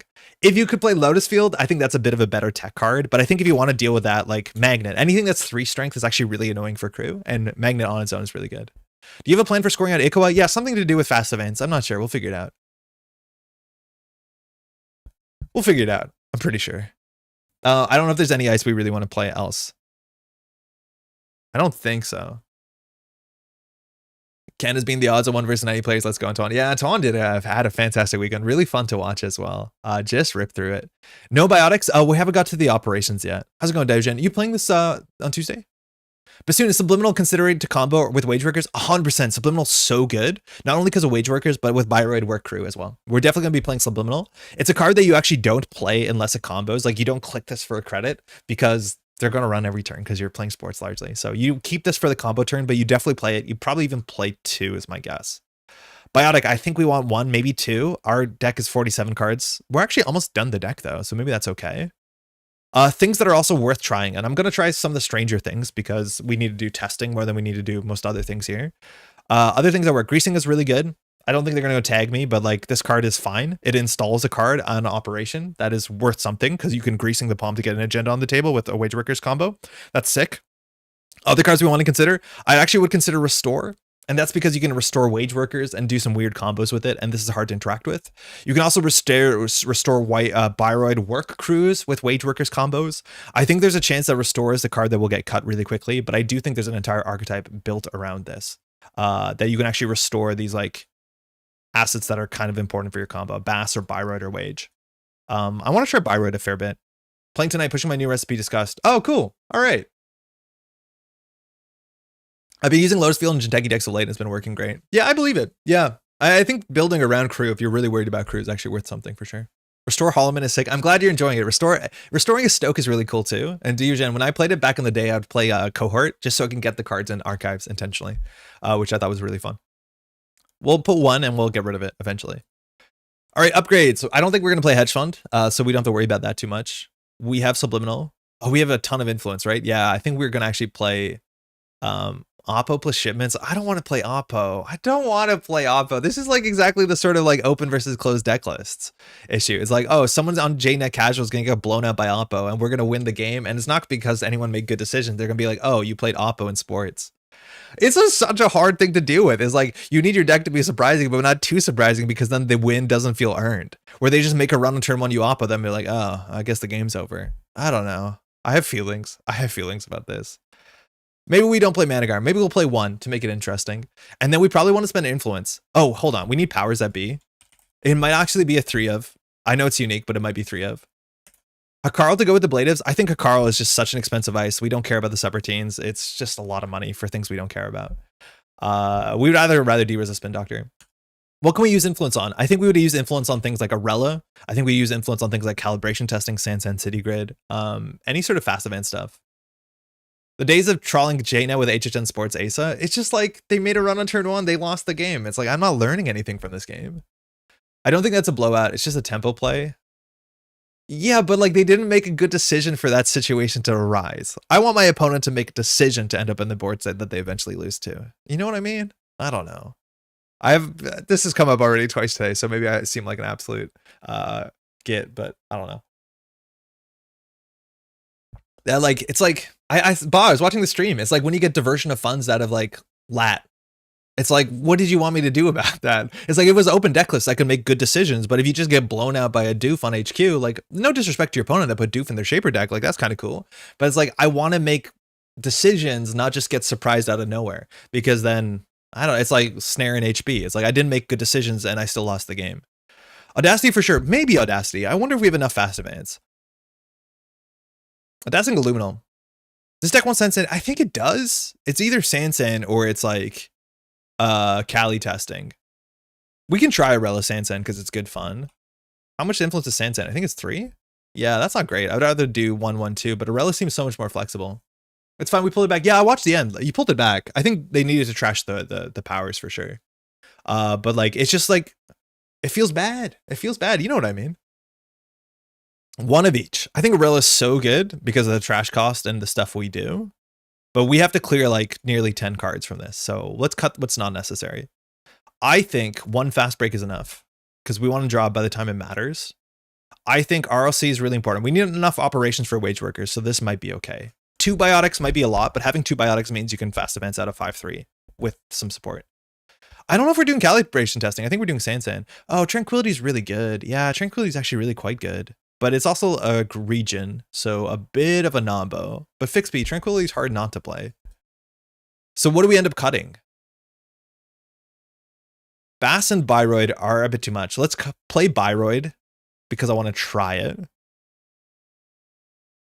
I think we end up cutting the Restore, but I'm convinced that Restore into Byroid War Crew is something.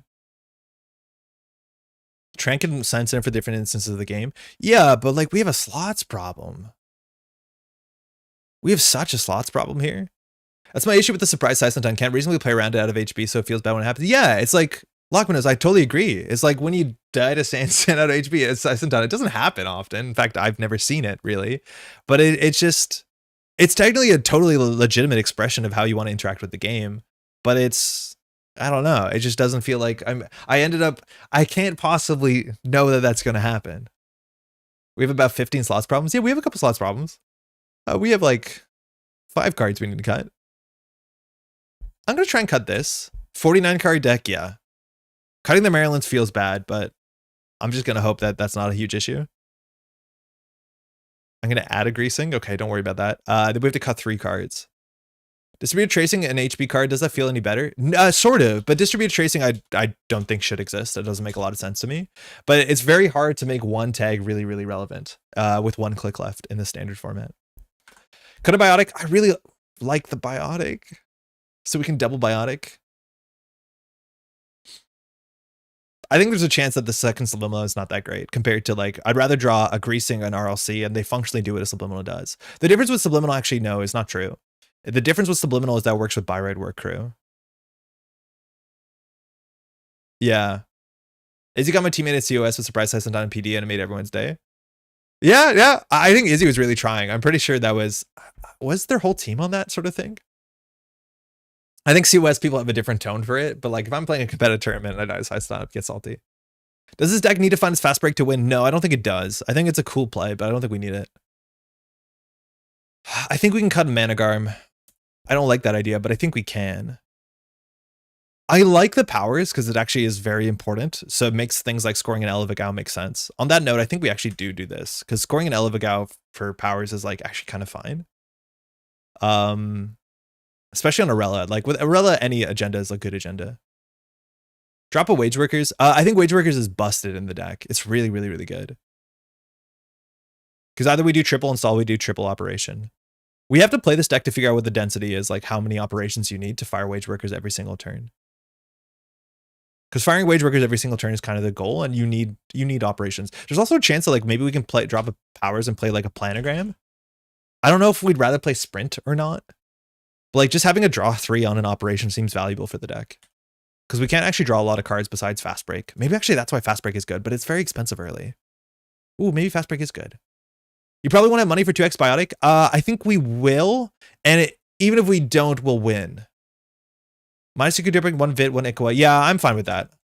Wait, -1 Super Decking, -1 Vit? No, I don't want that. I was going to play more Vit. I don't love it.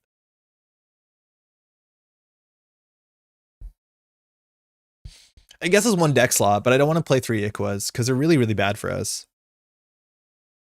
Cut a Gatekeeper. I think I'd rather cut an Ablative.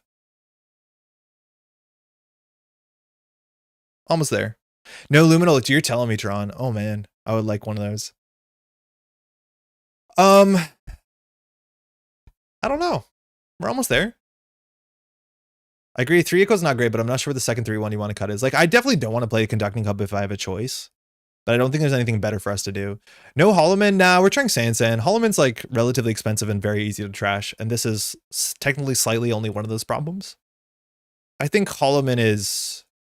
Diogen, I've been watching your replays. I know you're really hot on Hollowman, but your opponents have never contested the Hollowman and have fired like your tiered subscription on every single turn. So that card is much more expensive and fragile than I think it looks in most board spots. Cut Super Deck and cut Megapre at 3rd Vet. Megapre, though. You need to have as many of these because of the text, don't you? -1 Elevagao. I want to try the Elevagao on the basis that like Spin Doctor Arella seems good. I just want to test it. I know 3 Elevagao I've never played before. But maybe we cut a Hyperloop. Like this seems, it's a Rashido. Like why would we cut a Hyperloop? But maybe we cut a Hyperloop to play another Vitruvius. Hear me out. I agree with your assessment, but Epiphany is so much more fun than many other ideas. I agree. Epiphany can be a lot of fun. Until you, that's the thing, Fusion. You're not having fun because you're not in the board states where your opponent actually like deals with all your assets. I think all the replays you post, your opponent's just like, I'm not going to trash assets for some reason. And so you are allowed to have fun. My Epiphany misery is when your opponent like puts down the misbones, trashes your board, and just says you're never going to have money because all your money comes off of assets. And then your ID ability doesn't matter. That's when the misery sets in. Okay, I'll cut a Subliminal. We'll try this because we added another operation. We might have a touchdown here. Is the right cut in principle? In principle, yes. I just want to test it because we're on Arella and 2 powers. Maybe we want 3 powers. Oh man, I want to play powers that can be a Rashida. That's better. Let's give this a shot. I am very bad at counting clicks on like Biotic Labor plus Wage Workers turns. I'm just not very good at it. I'm not sure about the second Subliminal. It's like good into combo, but it's the sort of card that you fire once and it only fires once. So I'm also not 100% sure.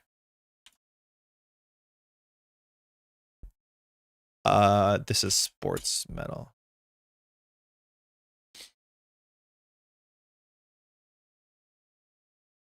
Cool. I accidentally bumped the camera and then I have to spend like 10 minutes trying to get the camera to the exact same spot I was on the previous stream, which I was very fond of. And I'm not sure 100% it's right. It feels okay. Dang, we probably see, oh, Steve, that's cool. Should Ice HQ probably with one of our eyes. This Bones is why I played Malia and Epiphany. Yeah, but they just run the Malia. Cat, how's it going? So this hand is definitely not it. I'm assuming this is Banhar Steve, which is really good fun. E-shutdowning our ice is not too impactful. We just want to make sure that they're not getting too much value running HQ. We have to play around diversion. We have to play around, what's it called? The one that takes a credit from us. It's not like it was a spoiler card on the channel. You know the one. The deck doesn't have a lot of multi-access, which is notable. Like it only has, I think, a single copy of Wake Implant if this is the sort of Kikai list. Also Bridgman. They mulligan too, okay. So sports can be fast. I don't expect too much disruption. We can get the greasing to get the Hyperloop on the table, that's fine. If the Hyperloop comes out of HQ, that's fine too. We could also start with a Spin Doctor, which is kind of okay because they probably won't contest it. And there's a chance that this gets an ice for HQ, which is just okay. Okay, so we don't play the Subliminal because they're going to run every single turn. So we're just going to get stuff on the table. Problem is that we can get two things on the table, at least if it's Rashida Hyperloop. That's fine. We don't care if they steal the Mega Pre. No matter what, we're getting card draw or credits next turn. The Steve deck doesn't play Miss Bones classically, so like trashing the table might be a bit difficult. Paragon's a nice anti-acid tech, that's for sure. So HQ's open. Only one card in the heap. Steve says when you run HQ, pick two cards. One gets removed from the game, the other gets added to hand. It's corpse choice. A lot of times you'll pick the same card. Ooh, Hyperloop. So Paragon gets the Scry. So we'll do the Hyperloop first, and then we'll decide for 2 cards or 2 credits. We go up to 10 credits. That's okay. I think we're just going to go for the cards. Ideally, we find a Wage Worker so we can do triple install. Okay, we got an ice. That's good. I consider installing a Sand Sand as a way of ducking diversion in an early game. Yeah, I'm not too bad because we duck up from early diversion, but we'll definitely get the Sand Sand on the table. It's a really nice duck as well. Okay, so what are we doing with this hand? We can get 3 cards in our hand, no problem. We can get more out. I think the Blade of On HQ is just fine. I don't think we have to protect the Sand Sand. So we can start with the second Spin Doctor, which trashes this Spin Doctor, which is not great. I don't think we care what happens to the Mega Pre. So I don't think they're going to float tags. They have no way to get tagged in the matchup. So we can greasing this hand, no problem. So Sand Sand on the table, again, it's very expensive for us to square the Vitruvius. We actually want to give them the early Mega Pre. So we can put Mega Pre and Sand Sand on the table. That takes us down to 6 cards in hand. So we can draw once and greasing. Greasing is 3 cards. So we can draw and then we discard once. So we do a Blade of, I think we just do a Blade of Sand Sand Mega Pre. That's fine. We keep the greasing. They've been running the inner one. You got to zig when they think you're going to zag.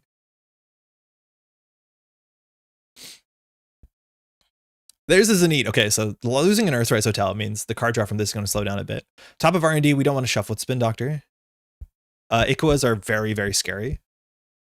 If we can get a drafter in R&D, it'd be good. Losing Rashida, that's fine. We want them to check server 4. They might not. But we also want to get our assets on the table because I don't think they can afford to trash a Wage Workers. Even a Powers will be pretty expensive for them. Nice. That's really good. We'll draw 2 cards here. We have enough money in our hand. Fantastic. I don't think we have to double ice HQ. I don't think we care too much if they get in and choose between these because we'll just give them the bad one. Okay, Elevagao is really cool, but it's our whole turn. But if we set up an Elevagao, we can refresh the Spin Doctor and it's basically free, right? Because it's install advance, gain 2. So we'll just put cards on the table and start from there. I think we want to put... We probably put the Gatekeeper on R&D just because we know that there's a lot of agenda still in there. And then we can put the Wage Workers on the table. I don't want to res the Wage Workers because they might trash it. So we either click for a credit or we draw a card and then we can greasing one of those. I think I'm okay to draw and then greasing on the basis that we're going to have to. No, because we want to score the Elevagao. So maybe we should just empty 3 cards because we're going to get more cards drawn in a second. Yeah, we'll just empty 3 cards. Oh, that doesn't empty 3 cards. I did the math wrong. That's fine. Now we have Sand Sand and Wage Workers, which doesn't really interact in a favorable way. So let's see if they're scared to face check. Not just pushing the Vitruvius behind the Keeper. Nah, I don't think we care to so much. We can just Sand Sand it out. We're going to want to ice the Sand Sand. I don't know. Like, I don't really want to score a blank Vitruvius. If they trash this, it's really good for us, and then we can consider doing it. But if they trash this, they might not be able to deal with the Sand Sand. I don't think they're running Carpe Diem. The deck is on both Boomerang and not often inside jobs. Oh, we left the Wage Workers. Sick. So now they're going to run HQ next turn. So I don't think we have anything to do here. So we can install advance, the Elevagao. We can also install, res the wage workers, res the saints. That's really funny.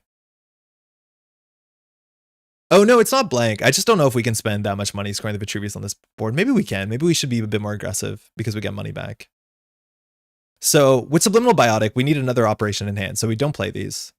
So I do think we either just score the Elva Gout of D-Res a Spin Doctor, and that's our turn. I think that's actually kind of fine. The other options, we can do triple install, and then we can do single advance res the Sansan, but that is very expensive. I think we'll just do the less flashy thing.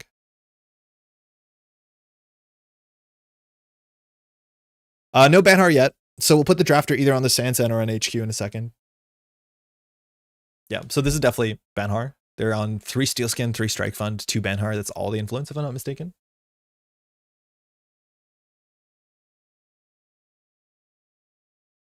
Cool. It's an ablative. So this Axis we actually could let through. It does fire Steve and Paragon, so we might as well res this. We have Elva Gao, so resing this early is not too important.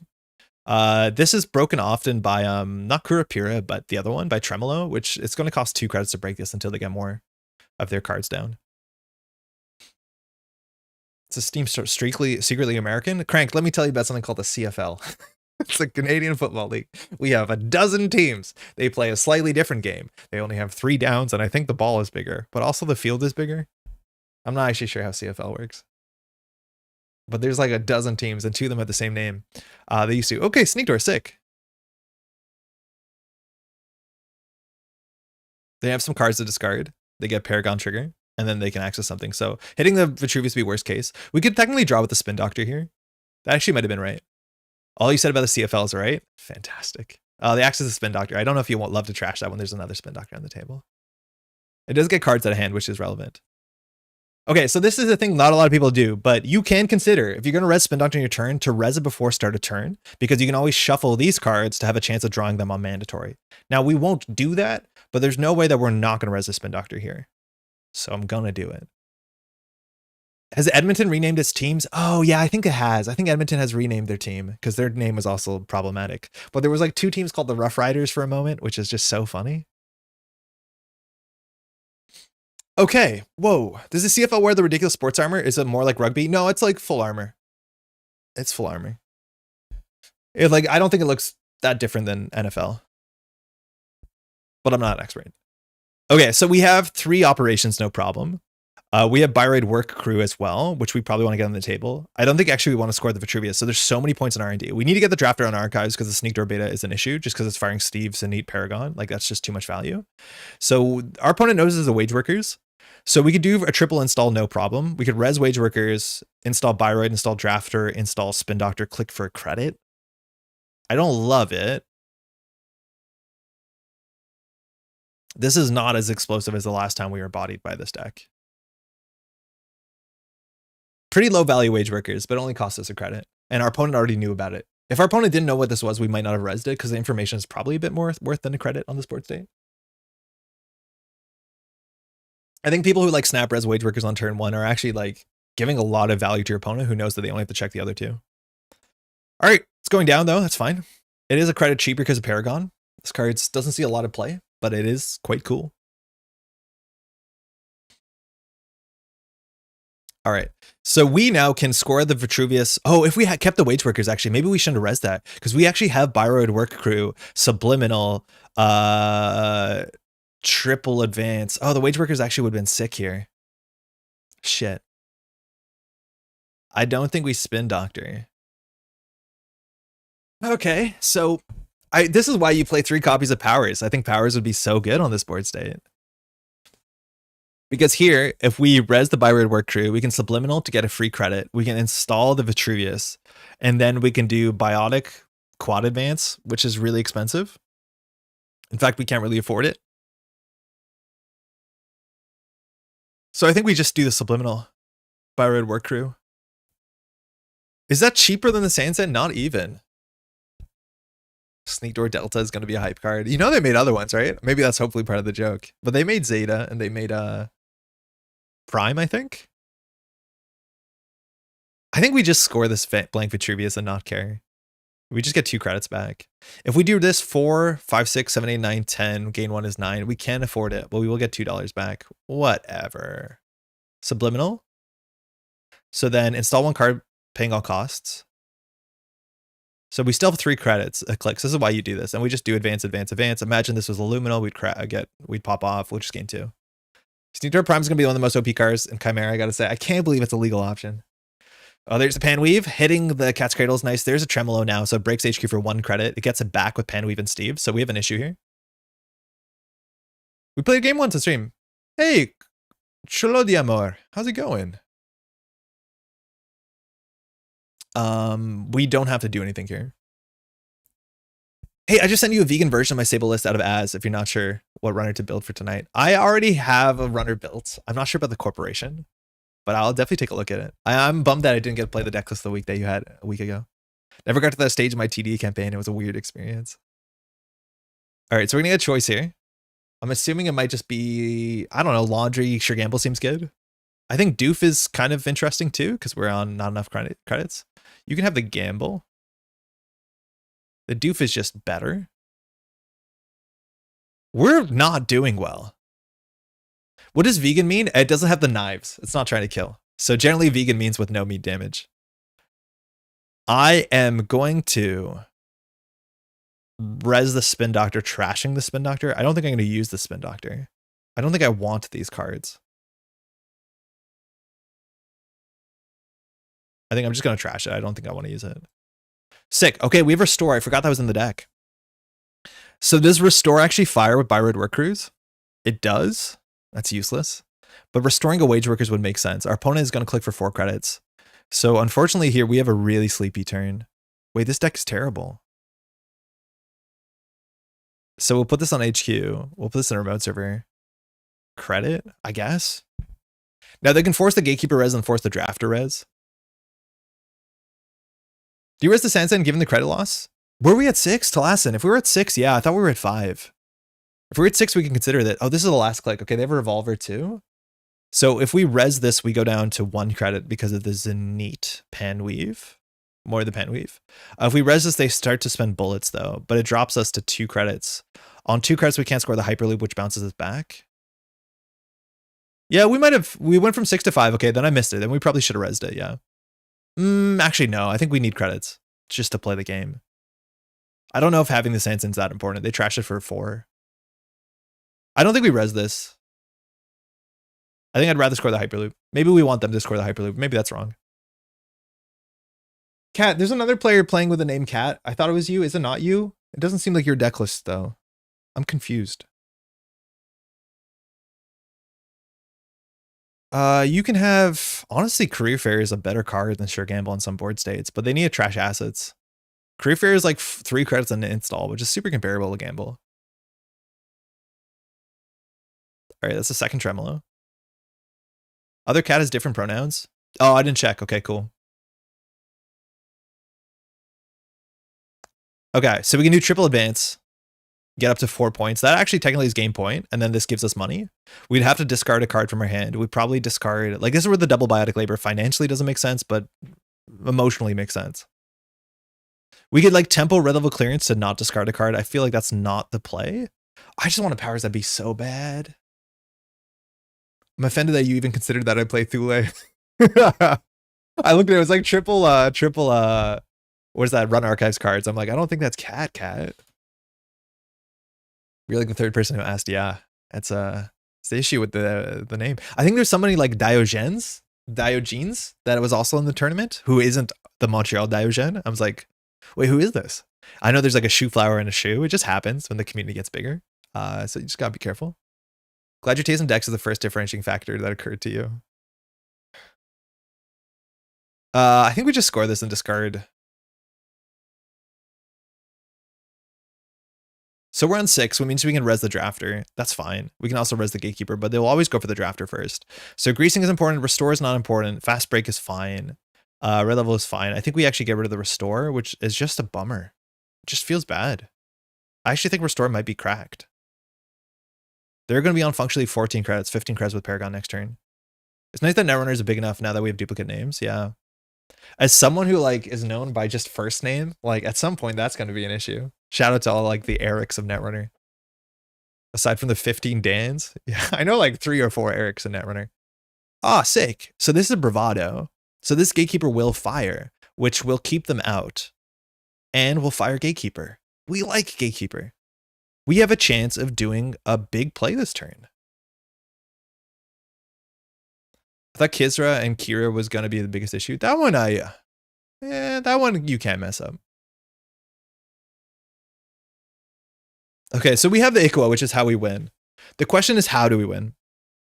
The problem is we don't have, what do we need for the Ikwa to win? We need a wage workers, which is maybe why we shouldn't throw on the restore.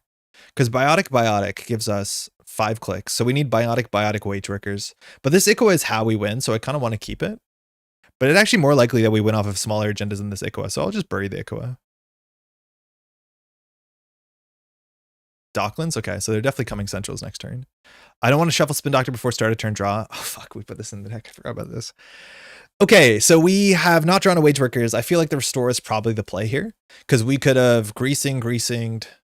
Can we play the super? Can we score the superconducting? We can. It take us to 5 points. That's actually super relevant.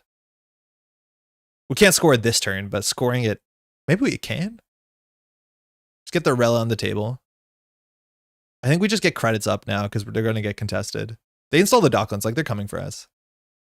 Wait, why do they have 5 card hand size? Oh, class act, yeah, right. I would keep the Arella in HQ, you think? I don't think we're actually going to need it for the combo turn. Well, in theory, it works with Elevagao. Them trashing is how you lose. We have another one? I don't know. You might be right. I don't want to stack these. But like, I think all we have to do now is get money. The issue is I don't want to play all my RLCs because the RLCs are like how we combo out. We probably do. I can confirm I never mixed keys or Kira up. Oh, I really don't like this. Like, this seems like such a bad tempo turn. That can't be right. Not stacking on Sansa? No, I don't want them to make a run and then win. Like, trash 10 credits worth of our stuff. You're right, it's good for combo, but again, I don't think we can lose 10 credits worth of our stuff. Okay, this is a 4 credit res because they get into HQ. Arella and the Sansan, I don't want them to make 1 run to trash 10. I want them to spend 2 runs. Both of these are fine on their own. Like, we don't actually need the Sansan. But I don't think we're going to combo off with the Sansan anytime soon. I want to separate them. She wants to be on Sansan, that's why you keep her in HQ. I don't think it's going to matter. Like, I hear you, but I just don't think we're going to get those credits. I'd rather tank spend a click to check this and trash it for 5. Maybe that's wrong, but their money's going to slow down. Right? They spend all their money, that seems good for you? Yeah, but then they won't. Right? Like, they'll only trash the thing that they should trash, depending on the order. You can have dirty laundry. Red level, fast break. Okay. If you're winning with fast break, you're going to wait till the runner's on 5 or 6. Yes. Yeah. If we're winning on fast break, we're going to really wait a bit longer. Unless like we have a wage workers and then we just play an event cheaply. The false hope in that right is devastating. Is devastating. I'm glad you know how I'm feeling right now, where I'm just like sitting back and hoping I draw well. You see, look at this. They're going to trash us for 5 credits and they don't see where their Sansan is. This is so much better for us. And if they don't trash it, we score, what's it called off the top? Look, that was basically the dirty laundry we gave them for free. That's annoying. That's the worst case, I think. You don't want to de-res these often. They have to be careful about ablative barriers. Like, we still have 2 ablative barriers, which will be nice on archives. Eventually they break it for free. Now they break it for free. But we lose the wake, so we have to win in the next 2 turns, I think. Okay. So we need to score out. It costs 8 credits to score out, but we get 2 back, so that's fine. We can be on technically 5 credits this turn and start a turn trigger. That's okay. I think we just put these on the table and don't give a shit. That means we lose to single Aqua, though, which is not great.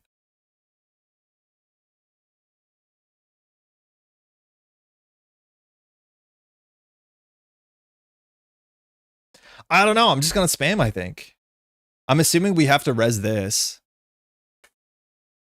It goes down to 0 credits, which is bad. But hey, we're Sportsmetal. We just can't let them run HQ for free. They only have 1 more Cat's Cradle. We have nothing to duck here. Yeah, this seems tricky. I think we just did not do anything flashy. Yeah, we just have to keep them busy. And specifically now, if they run the Hyperloop, like we gain 5 credits, that's how we get back into the game. We want to top deck an Elevagao, score an Elevagao, and then just like win with Biotic. Or the, what's it called? The Mega Pre. Like we still have a chance here. It's just like, we just have to hope our top deck is good. And we have to keep them busy. You can have an Earthrise Hotel. Hub, nice. I think we'll get 2 credits.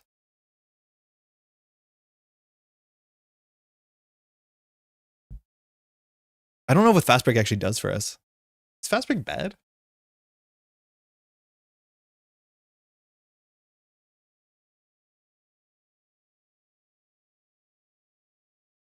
Drafter's still relatively taxing. Like, it's 2 credits. They make 2 credits back on the run, but they can only do this like 1 more time. They technically can like throw the revolver at it on the last run and not care. You don't have to break both the subroutines.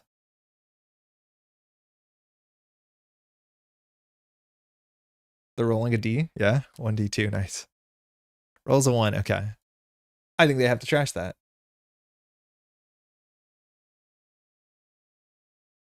Audacity would be pretty sick with this hand. We're frustratingly on Hyperloop. If we can't score the Hyperloop, we'll actually, I think we will red level clearance for a click. Ooh, work crew. So they're going to have 4 cards in hand.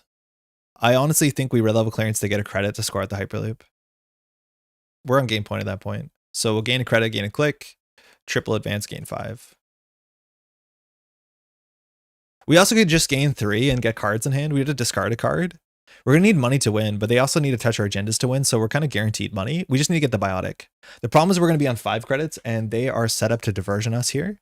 Considering we've seen no diversion. Oh, we've seen 1 diversion, and they run HQ for credits. So I think we have to go for cards. I don't think we can go to 5 credits and then just lose the game.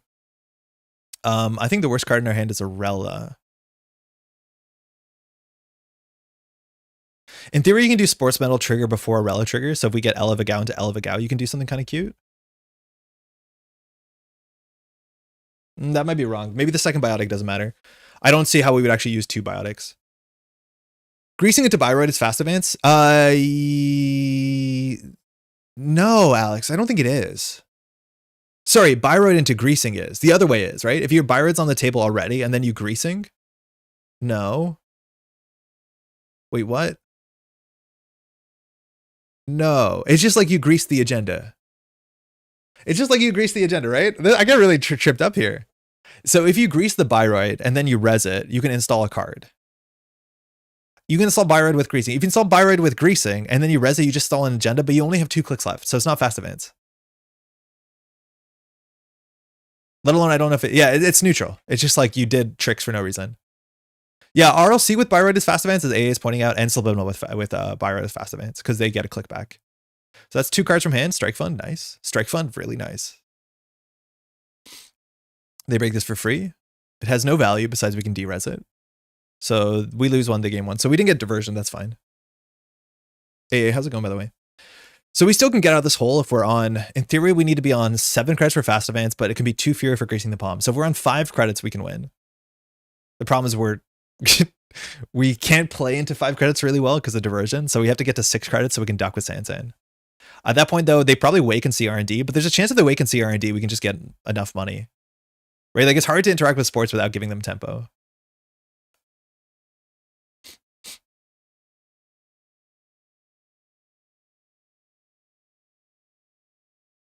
E shutdown. I think the Kikai list is only on 2 E shutdown. I think some of the older Bridgman versions are in 3.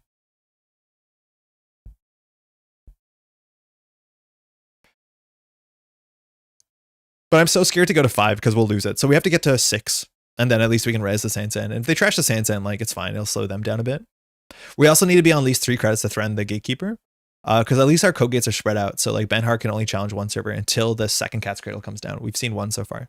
The deck's on 2 of each breaker, but 3 revolvers.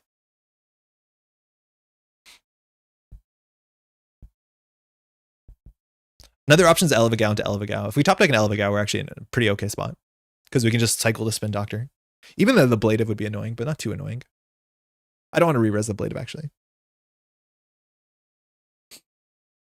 The deck also probably should have a virus in it, I'll be honest. We could not figure that out. Second revolver, okay. All right. So what are we doing here? So we can do credit, greasing Rashida. So we do credit, greasing Rashida. We're up on 5. Then we can install Biroid. That makes us really weak to diversion. So instead of installing Biroid, we could click for 6 to res Sansan on the duck. We also could like greasing Biroid. We probably do greasing Biroid. Ah, shit. We're 1 credit short. If we were at 3, we could do greasing Biroid, install Rashida, click for credit, and then have Sansan duck. The problem is we don't have Sansan duck. Like, we just don't want to get to 5 because then diversion just loses the game. The issue is this play takes us to 5 unless we click for credit. We either install 2 cards or we go to 6. I think greasing the Biroid is like, there's no way the Rashida sticks, but if it sticks, we win. I think we do this because if this sticks, we have a chance of winning. It's unlikely. We have to top deck the last red level clearance, which is like not easy. We can also like start a turn shuffle to split all red levels back into our deck. But I just want to be on 6 here, so if they do get diversion, we can res the Sansan. Not that they can't trash the Sansan. Maybe if that's the case, this should be the Rashida, because if we get diversioned and res the Sansan, it's unlikely they have time to check the Rashida. Maybe that's actually better here. Yeah, I assume that's better. Because if they do diversion, run server 5, I don't know if they check 15 when we're on 0 credits. The only blowout is Rashida. Holy shit, are they not running this turn? We could put a Rashida on the table. Oh, no, they're running. Okay.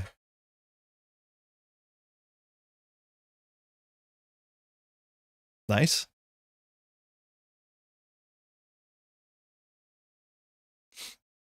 So we could res the Sansan here. It bottoms up out on credits. I actually don't think we should do it. I think it's more important that we have 4 credits for Biotic next turn. Because 4 credits on Biotic next turn, oh man, maybe we could have stuck a Rashida. Yeah, I don't think we res the Sansan. It means also they can run R&D last click. It's a bit dodgy, but they could do it. So I know we're losing a credit, but I don't want to go down to 0. It's really hard for us. We have no play next turn besides like click for 3. I just feel bad. We should have put the Rashida on the table. I think we thought about it longer. The Rashida makes more sense. You can have the gamble. I don't want you to run. All the Ikuas are in R&D, which is a problem. Whoa, we could have got a Rashida. So here we can win. We just need a top deck. Oh no, it's hard to win. But we can win, right? So, Biroid Work Crew, play red level clearance, install an agenda, advance, advance, advance. That's credit perfect. We actually have an extra credit.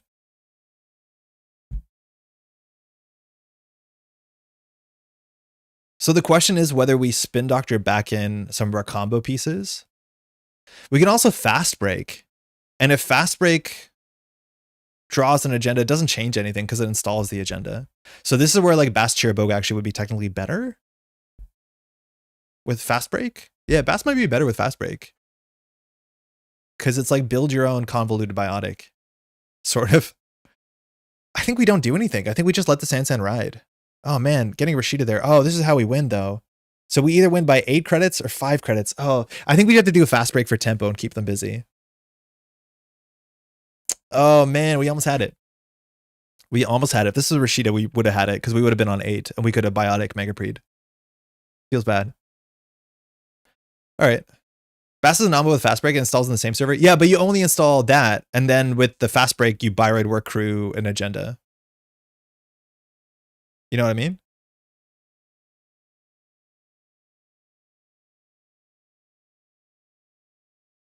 I actually think we overinstall the Ikua.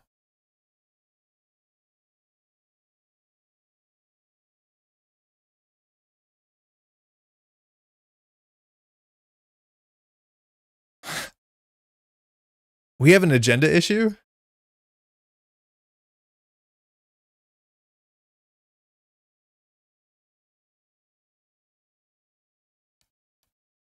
Oh no. Okay, hold on. What do we do here? Yeah, that's fine. So now there's an Ikua in archive, so it requires them to run the spin doctor or run archives, which takes a moment out of them, that's for sure. Powers does nothing. Yeah, but it forces them to run it. It might be better just to have more padding in hand, though. This is another turn where I don't want to go down to 5 credits. No need to install it. Well, they might run it. If they run it, that's good for us. It actually can do something because we can do powers Elevagao. I wouldn't say it does nothing. I think we need to keep them busy. Might be wrong. Again, we know where 1 Ikwa is. That helps. Man, yeah, if we had Rashida last turn, that would have been it. They took a turn off. They're in 17 credits, though. So the question is, if they're worried that this is a gatekeeper in 16, they have to ban Har 16, which means HQ is relatively safe unless they run through archives, which they probably do. The thing about Sneak Door Beta is not optional, so you can't choose not to use it. So it's not like they can do a Sneak Door fork. Yeah, so they're putting it on server 16. So this is a real run in archives. So this is going to be Revolver. And now we have to use the Sportsmetal unless we want to give them 3 points, which sometimes is wrong. So I guess we'll Spin Doctor here. So we're going to put back in the Ikwa, and then it's probably the red level. And the idea with the red level is we can top deck with the work crew and score out on low credits. So they have 3 clicks left. They probably check 16. 5 and 15 didn't pop off. Next turn, if we top deck a click gainer, to score out an agenda, it's 5 credits. So we have to exactly top deck. I think we only have 1 subliminal. So if we top deck a red level clearance, we're fine. Because we play red level clearance by red work crew. That's 1 credit, and then we do advance, advance, advance. So we have a 2 and 13 chance. They also can just like send it R&D with Wake Implant. We can res the Gatekeeper. The deck is on, I think, 1 Boomerang usually.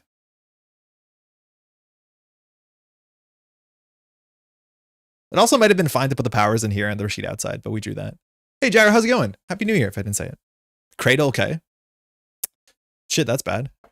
This is the last click, though. This is actually fine. This is fine. So close to the 6 draw fast break. I actually think this is okay. If they access, we're okay. We're going to have a Rashida. We're going to have a powers. I think we'll be okay. Duck Hunt? What do you mean Duck Hunt? So if they access, they see 2 cards. We're going to lose our last credit. We can't duck it. Oh, that's why you say Duck Hunt. You can have the Sure Gamble.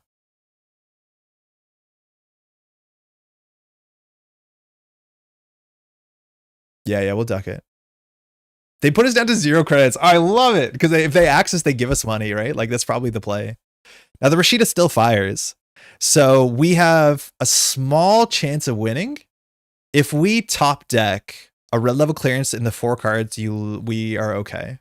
Oh, no, because we're fine. If we top deck a red level clearance, which is 2 and 13, we win the game here. No, I think you're right about that.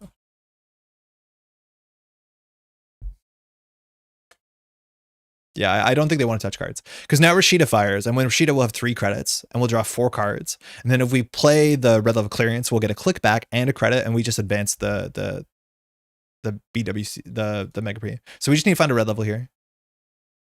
Sick. So gain a click, gain 2, buy red work crew, install a card, put the Mega Pre in server 16. Triple dance.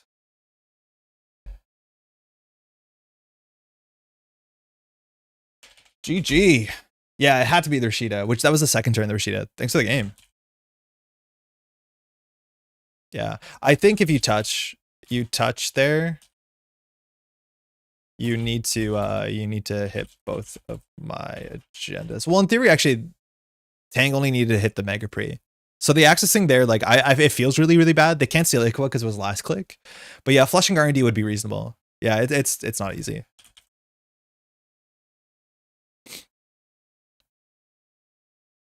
Yeah.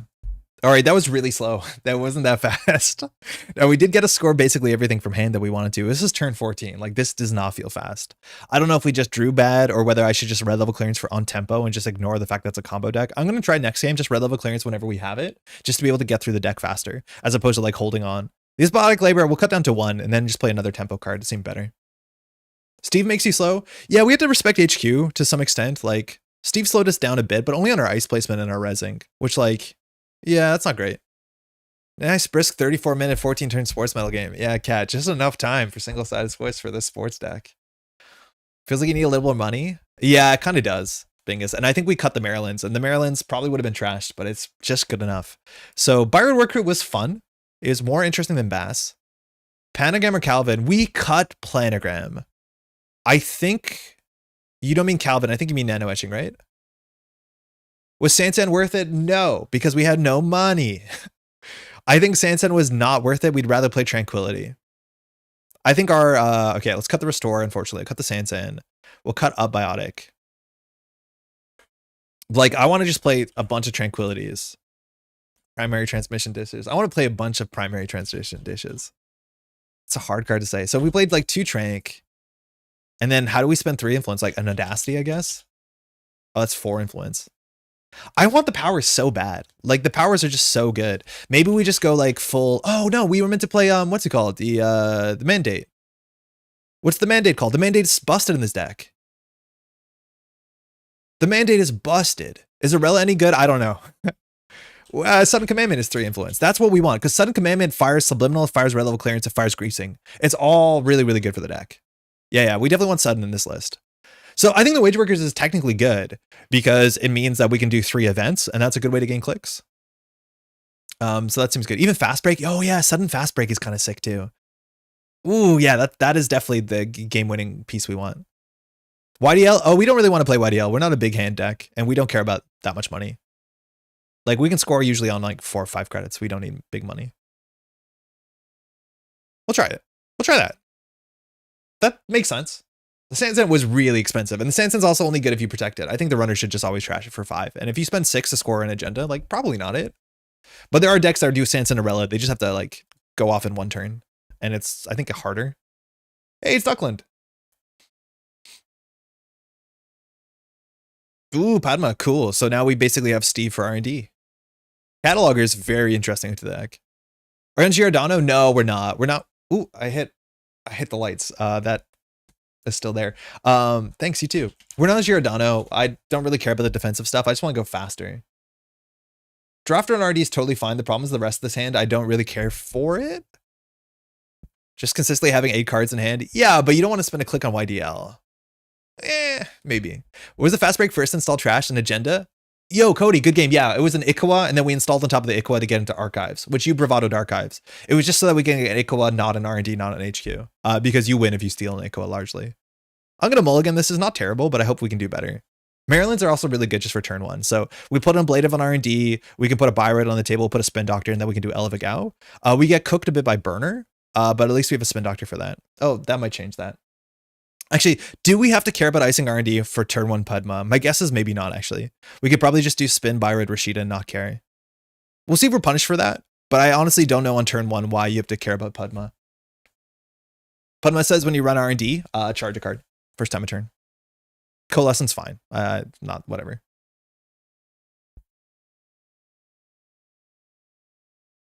Taking time out to just get money is probably slow. Yeah, I just don't want to spend a click. So let's see what it's Cleaver. Okay, that's nice. That deals with Ablative. Well, that one really bad. I can't imagine a worse turn 1. So she technically has more money because of the Coalescence, but there's 2 of those. You don't want the runner to steal that on turn 1, that's for sure. We get a Rashida, we get a Spin Doctor, we get a Work Crew, so we might be able to score out. We probably just Elevagao. I honestly don't know if we Rashida. We might just do Spin Doctor, Elevagao. We don't need card draw, that's for sure. At least it wasn't Cataloger. I feel like Cataloger would be so much better for us with a Spin Doctor. Okay, so we can do Spin Doctor and then just commit to Elevagao. We can do Rashida's Spin Doctor or just Rashida, and then we'll be on 7 cards in hand, and then we can see what we can do. That seems bad. Like, this is actually a really interesting decision here. Which line do we pursue? The more we think here, the more obvious our board state is like kind of strange.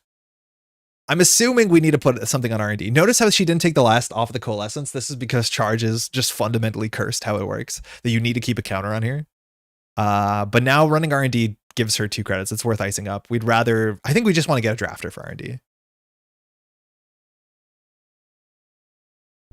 Okay. Weird. Arella is good that we get that before the Elevagao, that's for sure.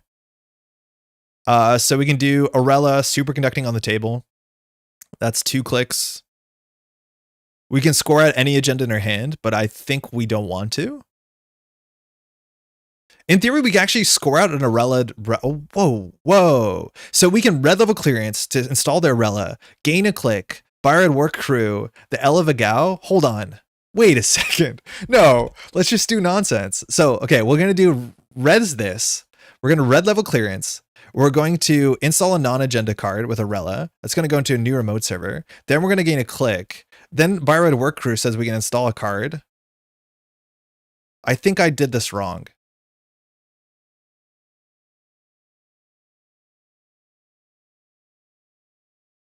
We'll just do this one. I was going to go for this. Then we do res, triple advance, score. So we'll get Sportsmetal to get money because we have a problem. We'll get Superconducting Hub to get cards, and then we'll install an ablative on R&D. So we got to do everything and have our cake and eat it too.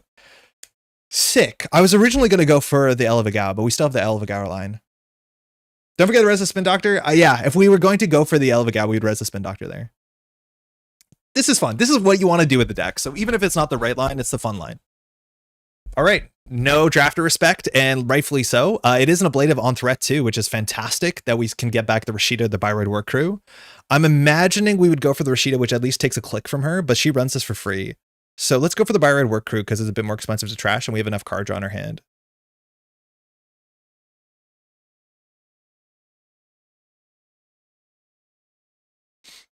Cool. So Spin Doctor on the table plays around a cataloger. If this was a drafter, it would be pretty rough. Didn't steal. Okay, good. Coalescence for 2. So she knows it's a work crew, but she doesn't know the priority that she has to deal with things here. All right, she's dealing with the work crew. I love that. She knows what this is. This is very expensive. Again, she never wants to take the last coalescence because then charge doesn't work, but she should know what that is, yeah. This looks like a big hand deck. I'm not honestly convinced. So we probably res the Spin Doctor here. And then, unfortunately, we can't greasing the Spin Doctor. Actually kind of ugly. We might de-res the ablative. Okay, hold on. Let's just go find options. I'd love a free click here. Okay, we don't have a cheap free click. So we can install advance, de-res the ablative. Very funny, but it gets too many cards not in our hand. If we click for a credit, we can install 3 cards. That's probably fine. I think we're okay with her ripping singles off of R&D for +1 credit.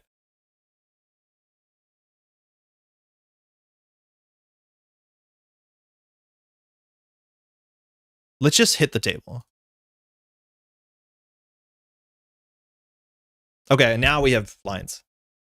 You do install a card with Arella as well. Oh yeah, that's true. We could do install advance, but I think it's really important we get the Tranquility this turn. So next turn it's like install a card, de-res a Spin Doctor, gain 2 credits. We're gonna do double bifurcation. Probably next turn twice, yeah. Because next turn we can do double Trank. Yeah, actually that's really, really fun. I didn't realize we could do double Trank. Double Ella Vigao, excuse me. We'll probably de-res the Spin Doctor once, de-res the ablative once.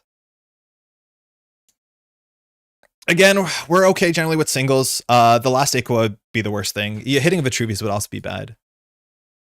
Echelon's down, okay, so she doesn't have her Code Gate Breaker. Her money is still, she's on 3 credits, technically 5 if she wants to panic. Padma has been relevant. It's been relevant. But she did have her breaker on turn 1. But we have a really cool line here. We have a really cool line here.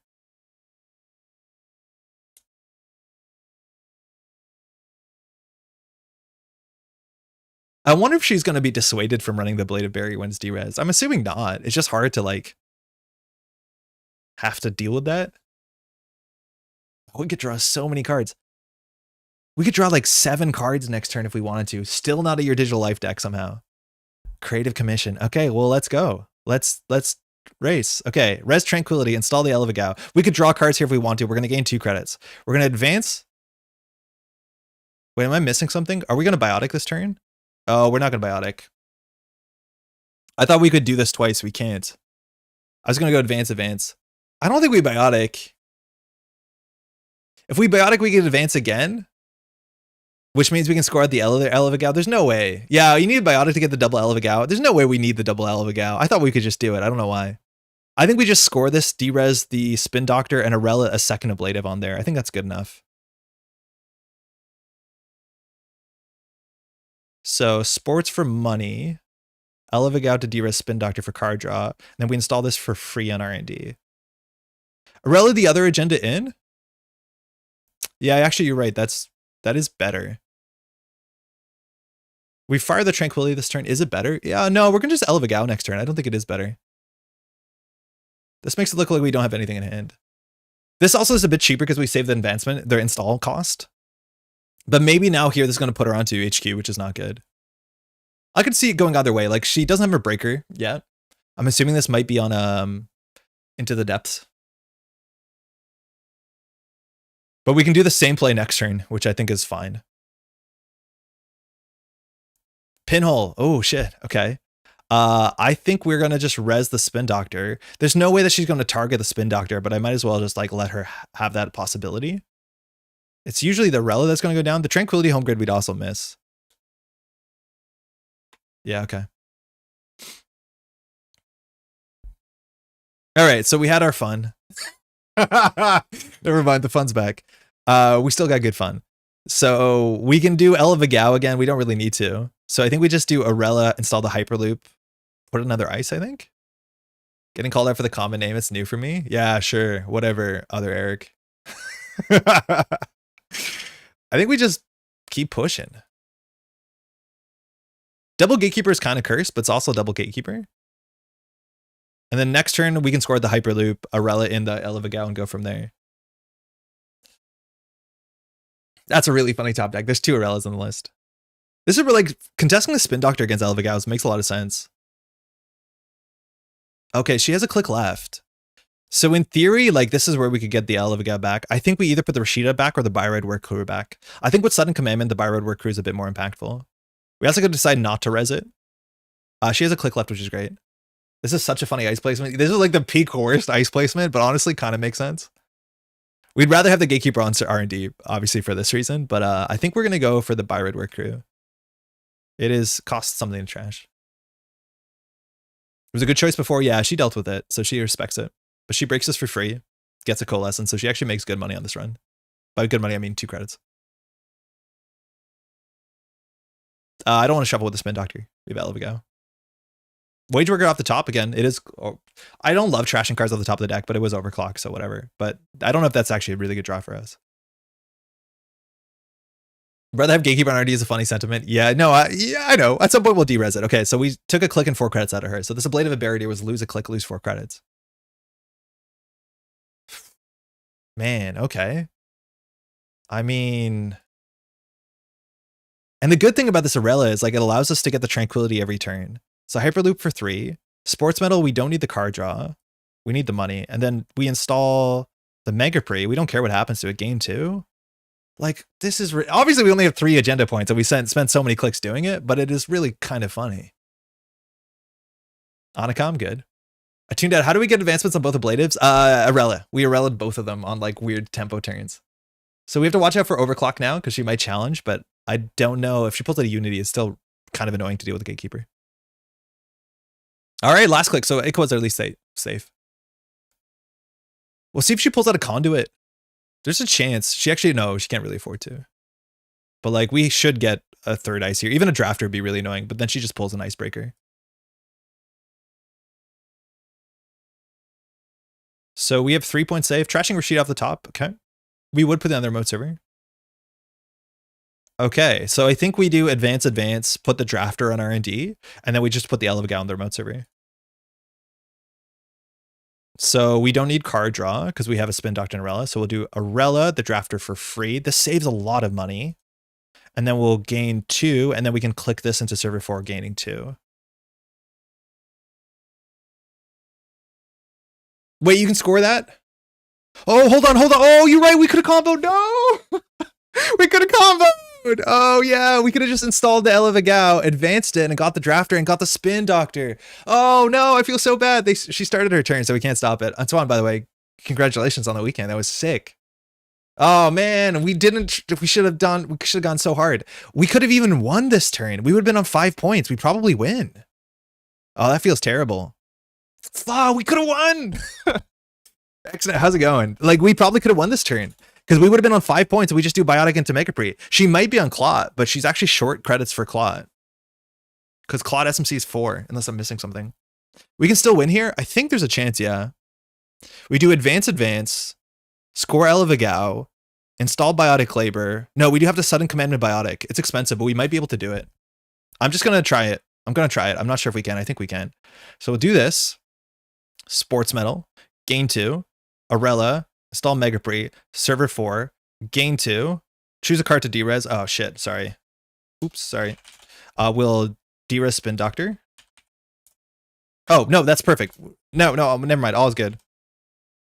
Sorry, I thought I had to derez. Okay, so that's derezed. So now we can sudden commandment Biotic Labor. We might as well start with the Spin Doctor to get more cards in hand. So now we can do sudden commandment Subliminal. Biotic, like we can gain a shit ton of clicks here. F it. Sudden commandment. We'll play Subliminal Messaging. Gain a click. We'll pay 3 to gain a click. We'll ask for action. We could still Biotic here. I'm going to ask for action because in theory, there's Audacity Respect. Sudden Biotic is better. This is the same.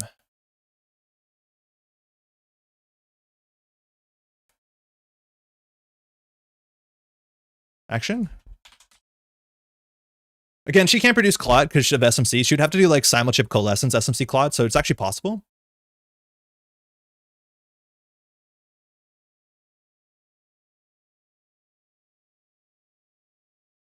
Okay, this deck's cool. A lot of that we had a bit of, didn't have to respect HQ. We didn't get a burner, but that was exactly what we want. So that was an 8-click turn game. And how many clicks did we have? 27. That's not that good. But like the amount of click compression we got from Arella was like buck wild. Oh, you can only take Coalescence on your own turn. Oh, Alex, huge. No clock threat. Yeah, you're right. She can't cycle Coalescence because she can't take the credits. Oh. This deck feels a bit slow. The turn 1 was sick. And you had the right breaker off the bat, but it's hard to make Padma feel like she's keeping up when she requires you to do something as opposed to letting you do what you want. This is my struggle with Padma, is like obviously the value of charge changed incredibly without endurance, but Padma like has to run a single server for that to be relevant text. Now obviously we just played against Steve, but Steve has so many good relevant triggers that are game warping off running HQ. We're running R&D, there's not that much you can do besides touching cards. It's a frustration with Padma. Thanks, you too. Oh, I missed it. Is that like if running R&D doesn't make sense on this turn, you have a blank identity box, and well, Steve is the same. Nobody plays Claude. Yeah, Claude is at a all-time low, that's for sure. Okay, Double Arella was kind of incredible, and we didn't even play that perfectly. We could have shaved off a bit. I think she could eventually be the best shaper if there's enough high value charge targets. But that's the other problem, Alex, is like once you have too many high value charge targets, you can only charge one of them. So then your deck becomes really ugly, where it's like I have 5 cards that require charging, but I can only charge 1 a turn. Claude isn't real, can't hurt me, Lady Duckland. Good game. Yeah, charge is just a really strange mechanic. Unfortunately, it did not coalesce in a way, pun intended. You need to print busted charge targets. Yeah, you really do. You really do. Like even just charging Earthrise or Nuka doesn't seem like a reason to play her, which is kind of wild. When the deck had Trick Shot instead of Overclock was pretty goated. Oh yeah, and that's exactly what you need, a reason to run R&D that makes sense for the rest of the board state. Print higher value charge targets, so we might consider playing Dag for more triggers. Yeah, you might. Oh, she got 47 cards. Okay, so this could be anything. I'm assuming it's Mulch-esque. Thanks, you too. Now, barring the Aqua, which we have in our hand, this hand's pretty good. We have Greasing, we have Wage Workers, we have a 2-event combo. So this hand, we probably put like Rashida Wage Workers on the table. We'd Ice Up Wage Workers. It actually has priority there. The Aqua is the worst part about this hand. There's a chance that Flux Capacitor Ari does it better, and they're completely busted charge targets. I have not seen anyone play Flux Capacitor, and it seems like such a fun card. Oh, okay, it got worse. I'm imagining it's a card that you've played at some point. I've had some success charging Amelia. Brandon, I get it. Like, yeah, Amelia firing sooner actually really matters, but I don't know. I kind of want to forget Amelia exists to some extent. I'm so sorry, Jonas. I think we just draw double install. Okay, so it's Wage Workers Rashida or Tranquility Rashida. I think Wage Workers we're probably not going to need next turn. I'd rather do Tranquility Rashida because we can definitely use Tranquility next turn. We don't necessarily use Wage Workers next turn. Flux is much fun. It is really damn fun. I wish I could play it in As. Dig is so funny. I think I might actually have seen play if it was also an install trigger. Yeah, it needs the kicker, like even like the threat kicker that we saw on Debbie. Now that Debbie sees a lot of play, but yeah, if on install, it actually would be cool. It'd be really cool. It'd feel better too to play it, to be like I'm doing something, not I'm hoping this does something. Ooh, sniped out Rashida. Feels bad. Touch with Hoshiko. I hate this hand. We really needed that. The list I was playing for a while was one shutdown. Uh-oh, Eric is far behind on chat. Uh-oh. He'll not know this until later. Hi, Eric. How's it going? Sorry, your YouTube's not live. I've done that a lot. So 2 companions, good start. So we need to find a spin doctor. Or just that. Can she trash 10 credits? I was thinking of Arella. Can P trash 10 credits? No, this is 9 credits. I think we can start stacking. I think we just do Arella on top of the Tranquility Wage Workers and see what happens. We just need to keep the table busy because our HQ is bad. Grease Arella into Trank. I want to keep the greasing because we have a Wage Workers, and the chance the Wage Workers are going to pop off is on a triple operation play. I have no reason to get 2 extra credits on this turn. We need to keep this for a combo turn. I found Flux to be a win more card. Provides a lot of value when you're already in the lead, less when you're behind. Oh, this is bad for us. Can't steal Iqua here. Find a Subliminal. We lose the Iqua. Okay. So they didn't check the table, which is surprising. And they're going to run every turn. Okay. So we have Biroid greasing. So we might actually have to get the Iqua on the table, honestly. But that also seems pretty cursed. Ooh, this is bad. We could do Wage Workers triple draw install. I think we start with a draw and see how it goes. Okay, that's good. So we had a minimum, we can put that on HQ, or we can put that on the Wage Workers server. They run HQ anyways, technically, by getting modifier, which is not great. So I think we have to actually ice up the Wage Workers. But the problem is that the longer we keep these cards in hand, the more likely we are to lose them.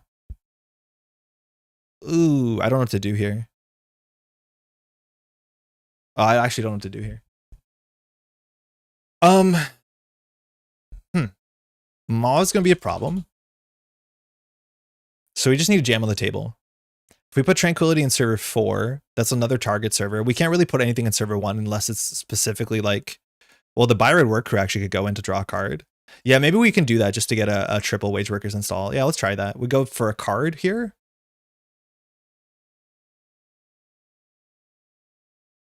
Oh, no, we've drawn already. Okay, no, this is a misplay. I forgot. I thought this was click 1. It's not. We'll just get the money. And I guess we'll ice up HQ and hope. We have to keep one of these. Actually, no, we have to exactly keep. Just hope. Draft our archives, show them fear. Honestly, I kind of like it. Yeah, Maw's going to do work. The thing is, like, they don't often check archives too easily on the basis that they're worried that they're going to hit Sportsmetal, just hit a bunch of 1-pointers and throw us into the future. Oh, this is not a great boomerang for them. We could flush out their boomerang. If they access, they can trash one of these cards. Their choice which one. I don't actually think we res this unless it keeps their boomerang out. Work Crew on Trank? Yeah. So I don't know. I think we want to deaden this boomerang.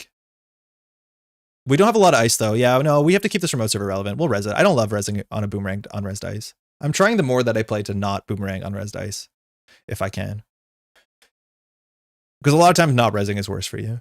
It's just we only have so much ice. Like if we had 4 more ice in the deck, we'd have no problem just overinstalling this. It might still be correct. All right, they hit the Work Crew. They're more likely to trash the Trank, I think. Yeah. What do we lose? That's fine. Oh, we got all of it. Sick. So if we top deck a 3-2, we can get out of this. Help. The deck drew bad. This is such a different game from last game. Maybe this is a good deck to high roll with.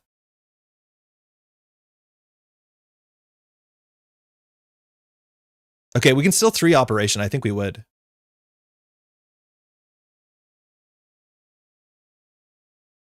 So we can do triple draw, res the Wage Workers, go down to credits. We'll be on 7. We can greasing from hand.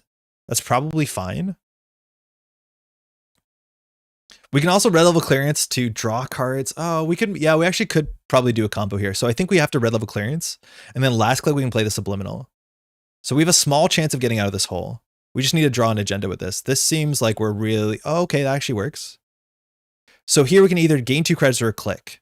We can res the Wage Workers, play Subliminal, res the Biroid Work Crew, and then we can install the Ella Vigao in server 1. I mean, it's technically something, and it fires Arella. I think we do this. So if I'm not mistaken,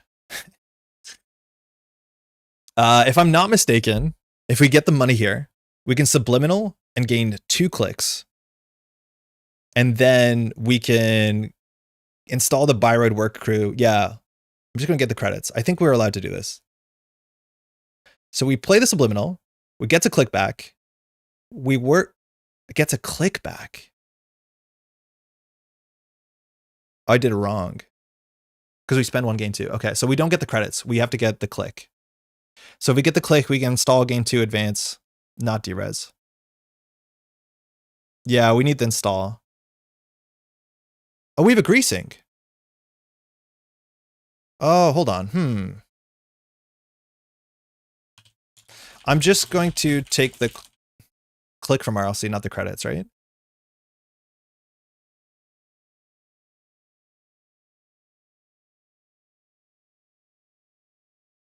I still think we can do it.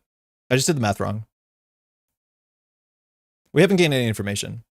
Without the credits, you can't greasing. I don't think we're going to greasing. We're just going to install it in Fire Tranquility. So we're going to get 1 more click, 2 fewer credits. This might not be the perfect line, but this is the easiest line for us to get out of this hole. Like, because we've committed to this line, I think. So this gains us 2. And then we can do advance, res Arella. Oh, now we can't res the Arella.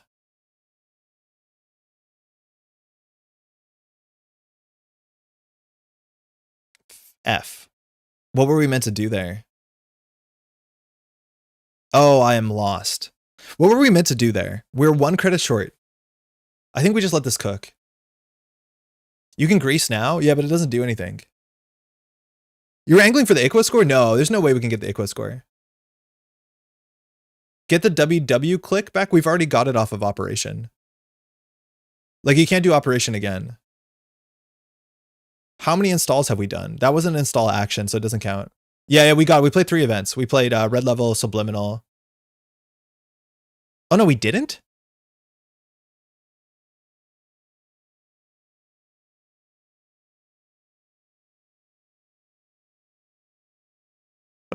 All right, grease now clicklessly. Yes. I mean, kind of. I guess we have to. It's just like, it's bad. I think we grease down the Iqua.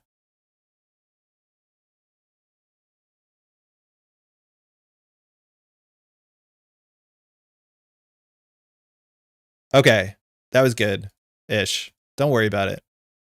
We got there. Boy, did we get there.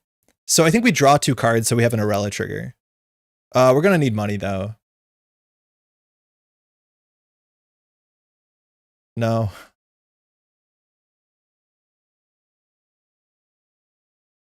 Don't worry about that.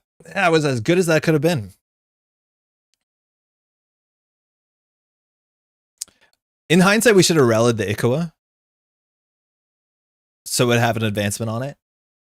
But then they might have ran it. I think, yeah, we definitely should have Arella'd the Iqua. That actually might be really important. I just wanted to get it out of hand. Might have been better to grease on the other wage worker and the Arella the Iqua. Yeah, we got a free advance. So I totally forgot about that. But yeah, that would be strictly better. I felt like so much work to score 2-1. Yeah, but on our board state, it was terrible. And for what it's worth, we fired Trank, we fired Arella, we found wage workers. It was really bad. And we probably should have drawn cards there because we can't win with 1 card in hand into Maw. So we learned something about ourselves, but we did not play the best line. And I would argue that the line's pretty bad. All right, they're not going to trash that. We're going to lose our biotic. It's fine. We need to top deck a spin doctor. Yeah, this was the mislead. This was super important. That was tactical. Imagine they ran it and it was an agenda. Just like that. Okay, there's another Arella. So we have to draw here. We can triple draw. Okay. And then I'm assuming we'll just probably grease the Mega Pre on top of the drafter and just be happy about our life. We need money. This gets cards out of hand. This goes into server 1. No matter what happens, we're doing okay. We're fine. Tactical. It's got camo on it. Oh, Miss Bones, please, not our wage workers. Please, not all of our wage workers is playing Miss Bones and Maw. So cursed. Uh-oh. Oh no. Our agenda. Here, do we want money or card draw? We're gonna wage workers this Mega Pre. So that means we probably want card draw to be able to Mega Pre something. They demand blood. Blood. Yeah, the companions are in a bad spot. I honestly don't. This is like where Sportsmetal gets really cool. So we'll have 5 cards in hand, which gives us more options to Tranquility Arella something. I think that's fine. Next turn, we're going to spend 5 credits, and then we're going to probably Arella into this, gaining 2 credits. Let's just try and get options. Yeah, that's fine. Paladin can just eat Miami. Yeah, you're right. You do Paladin. Feed Miami to Paladin. Feed me. Please, I hunger. Yeah, that's what happened. Oh, so they could have done it in the other order, but maybe there's a chance that they wanted to hit a card from hand. Maybe they just did the wrong ordering. We have not done the wrong ordering so far this game, so there's no way they did. Mega Pre for 3, Wage Workers for 2. Then we can install the Hyperloop probably, and I think we just put the Spin Doctor on the table because we have a problem. Fix it up. Unless you have... Yeah, okay. They have a Banhar. Great. Okay, I think we're just going to do it. So first Mega Pre, kind of not great. So Sportsmetal, I think we go for the money. Our hand is good enough. We just need money. So we'll install a card with an advancement on it. So I'm assuming that'll be the Hyperloop. Then we get a click back with Wage Workers. This will gain 2 credits because of Arella. We'll put this on the table. This survives a bit against Maw. And it saves the archives. Honestly, things are okay. We definitely want a second ice here. We know that they have a Banhar. Twinning is not good for us. Yeah, this seems honestly fine.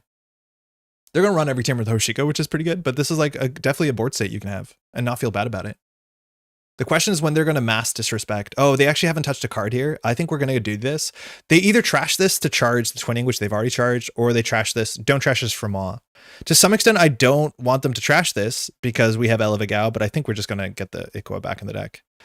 From this point, I think the most important card is actually RLC. It's just like the most interesting. Here, they probably should trash the Wage Workers. I've been building a Sudden Commandment sports deck in the background, inspired by your list. Yeah, let's go, Eric. Eric, are you watching live? Please type 2 in chat if you heard this message, because I think you're watching not live. Sudden Commandment also will close out the game.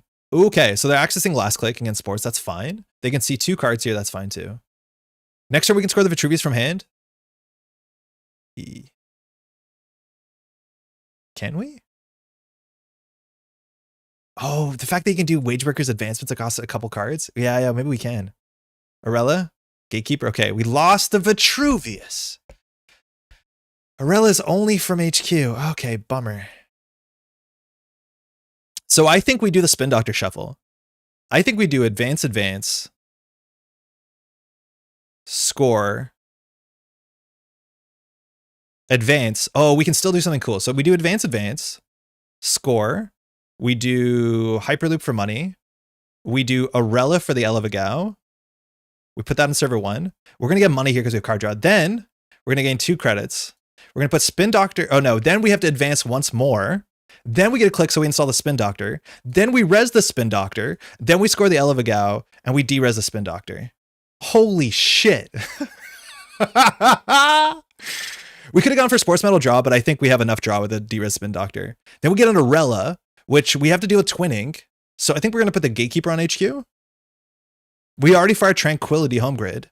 I have never fired Wage Workers off of 2 agendas in the same turn.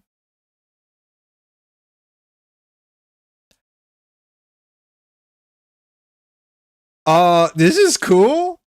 Wait, is this deck hella fun? That is sick. If you spin the Vitruvius, you can angle to redraw back. Yeah, we probably will. And we're like at the point that we could, in theory, with Wage Workers, enough operations, fast advance a 5-3 from hand. Okay, there's a Banhar, so we have an incentive to do double ice, and we're also a Blade of Barrier. We were on turn 1, I think. No, actually, it wasn't turn 1. That was the other game. Okay, they're dealing with their wage. No, yeah, they're probably dealing with their Wage Workers. I think you want to. I don't want to res Spin Doctor first. Cool. This is hella cool. Genuinely quite cool. Eric is caught up on chat. Okay, so accessing last click is sick for us, especially if they dump the twinning in it because they can't steal Ikoas. In theory, we could res first with Spin Doctor. I think we will, just so that we can break lock. Okay, that's fine. We'd rather them touch those cards, that's for sure. They haven't mod this turn either, so maybe it's wrong to Spin Doctor. I don't know. Lost Arella, it's fine. And they didn't steal. Okay, so they know the next card on the top of the deck. They know the next 2 cards, in fact. You need to figure out about a dozen statements every turn. Yeah, but like the more you play it, the easier it is. Like if it looks hard and I'm stumbling, it is because it is and I am, but eventually this will be like second nature. So if you think this looks too difficult, just play it a bunch and watch your replays and have a chat tell you what you're doing wrong, especially if they're good players. Okay, so fast break is not good. RLC is not great. We could consider getting wage workers back in with, but 2 ablatives though, I kind of want them on the table. We just need to ice up R&D with 2 ice and or the remote with another ice. I think we just hold this. Okay, that's sick. Here we don't have anything to put in the remote server unless it's a work crew, which actually might be fine. So we can put work crew in the remote server, draw a card, and then we can ice server 1, ice R&D. We'll put an ablative, and if they run a last click, that's fantastic. They might have to ban hard this though. Purple skating often has the most extra clicks, the most decision points, yeah. Ablative R&D for sure. I think we start this with card draw because we need to get agendas. And this breaks lock, that's not great, but we have a spin doctor. I'll draw here, we have enough money. Oh shit, they saw an Aqua, so they know that we have this in hand. So Gatekeeper here will just be 2 damage. Also Maw is annoying. So we'll put an ablative in R&D, and then the question is where this last one goes. I don't think we have to protect R&D that much because we know where the 2 Aquas are. So we probably put it on server 1. And if server 1 sticks, we can, in theory, red level clearance to get and click to buy red work crew to install the Aqua. And then we'll have 4 clicks. So if we top deck the Biotic and Archives, we could win from that board state. Archives and wall up, turn off Maw a bit. I don't think we care about Maw too much. Like they only have so many accesses that I don't think we have to respect Maw too much. Buy red work crew, red level clearance is like nearly at the point where we could score at. Hey, Oscar, that's a lot of work for that wage. Apparently it's not meant to be a good wage. It seems pretty good so far. I guess it doesn't proc on Archives. Yeah, if they run Archives, it doesn't proc Maw, but it means that they can't scoop up cards. Here, we're pretty good against Maw. If they run Spin Doctor, we might have to pop it. Like, that's the weird thing. We'll probably pop it anyways because there's a Vitruvius in there. But there's a chance to touch the Spin Doctor and not trash it. A big question is here, where's they put the ban hard? The answer is HQ, and they know we have an Aqua in there. Buzzsaw comes down again. Gatekeeper costs 300 credits. They just don't want to lose it. So if we res this Gatekeeper, it stops them from making multiple runs. So they're going to see 3 cards here. No, just 2. They've already used it. I think we still do it. They steal the Aqua and are in a bad spot, so we have to get lucky. Maybe we actually should have put the Aqua on server 1. Yeah, shit, we should have put the Aqua on server 1. Oh no, we drew it off of the Tranquility, so we couldn't. All right, hit a Bones and a Gatekeeper, and a Pinhole, that's good. Don't hit it, 50-50. Shit. I think you should have discarded Aqua. Yeah, you're right. I think this is how we lose, is them finding the Aqua. So here we draw 2 cards, and we need to find an agenda. Oh, if they find an agenda, they win. Risk it. Fast break, that was really risky. We just know they can't run this again. Oh, that was probably way too risky. Okay, we're in a really bad spot now. So we want to get the Vitruvius back because otherwise we lose. And then I think we have to get the Biotic back because it's our most flexible win condition. Yeah, I was living dangerously for sure. Okay, so what can we do? We can buy red work crew to install the powers that be and to gain a click, to install the Hyperloop, to fire the powers that be. I think that's what we do. Do we RLC the powers down? Yeah, for sure. So we're going to res buy red work crew. We're going to buy a red level clearance to install the powers into new remote server. And then we're going to gain a click. So this means we can trash this to install a card. The buy red work crew is actually really quite good. So we can install this on top of it because we've already paid the cost. This will gain us, I think, 2 credits.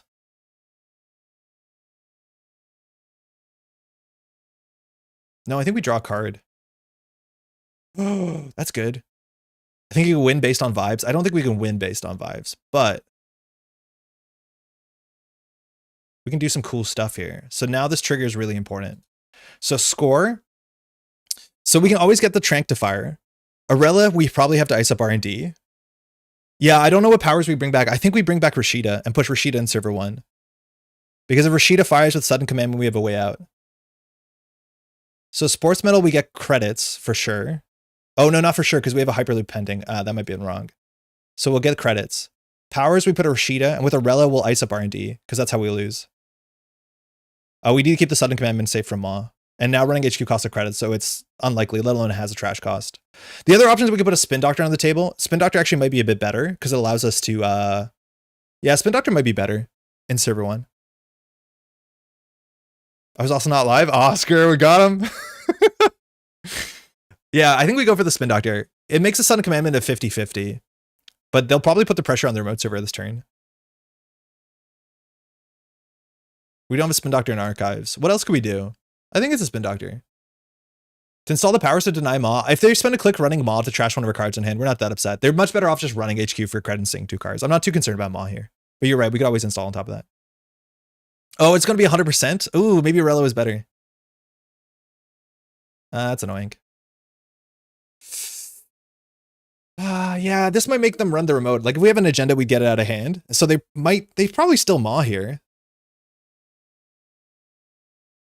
Ooh, this is dicey. We need credits. That's the issue though. It's like maybe Rashido is right because on 6 credits, we can't really win with Sudden Commandment unless we draw perfectly. Oh, actually with Tranquility, maybe we can. Because Sudden Commandment to RLC is you gain a click and 2 credits. Yeah. Mm-hmm. You can spin draw to Diluted though. Yeah, but if we draw into an agenda, we are in a bad spot. So I think we just lose the Sudden Commandment. I don't think we want to spin draw into it. I think we want to spin draw to be a spin draw. Mind you, a Blade of Might Fire, and that actually makes this turn really interesting. Why aren't we getting the Rashida? I wanted the ability to break lock and to respond to Maw. There's a chance Rashida's right. The more I'm thinking about it, Rashida seemed better, but Spin Doctor seemed like an option. I think my big fear is that they run the remote and you draw and get agendas. I think it's really hard for them because a Blade of Barrier will put another thing on the table and then they have to deal with that first. Yeah, Maw is definitely like just cramping our style. It looks like a Rashida would have been much better here. I don't know if they want a Fire Drafter. This deck is interesting. Yeah, it's really cool. It's really cool. It's definitely not optimized. Like this is our 3rd game. Oh, piss and shit. Oh, that's bad. So this is a pinhole. They're on 3 pinhole. Nope, 2 pinhole. They're on 2 pinhole. So I'm assuming they touched a Spin Doctor. The problem is I don't want to draw. Because then they run HQ for 1. And they can see 50-50. Oh, interesting thinking.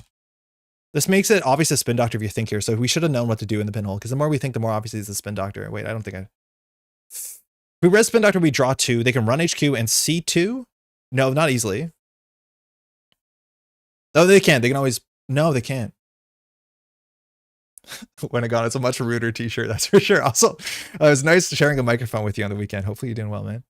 They trash with bones here? Oh, yeah, they do. I think we just let it go. I don't want to res it. Yeah, they can see most of our hand, let alone Maw, so I don't want to res this thing. Yeah, you can trash it if you want. Bummer.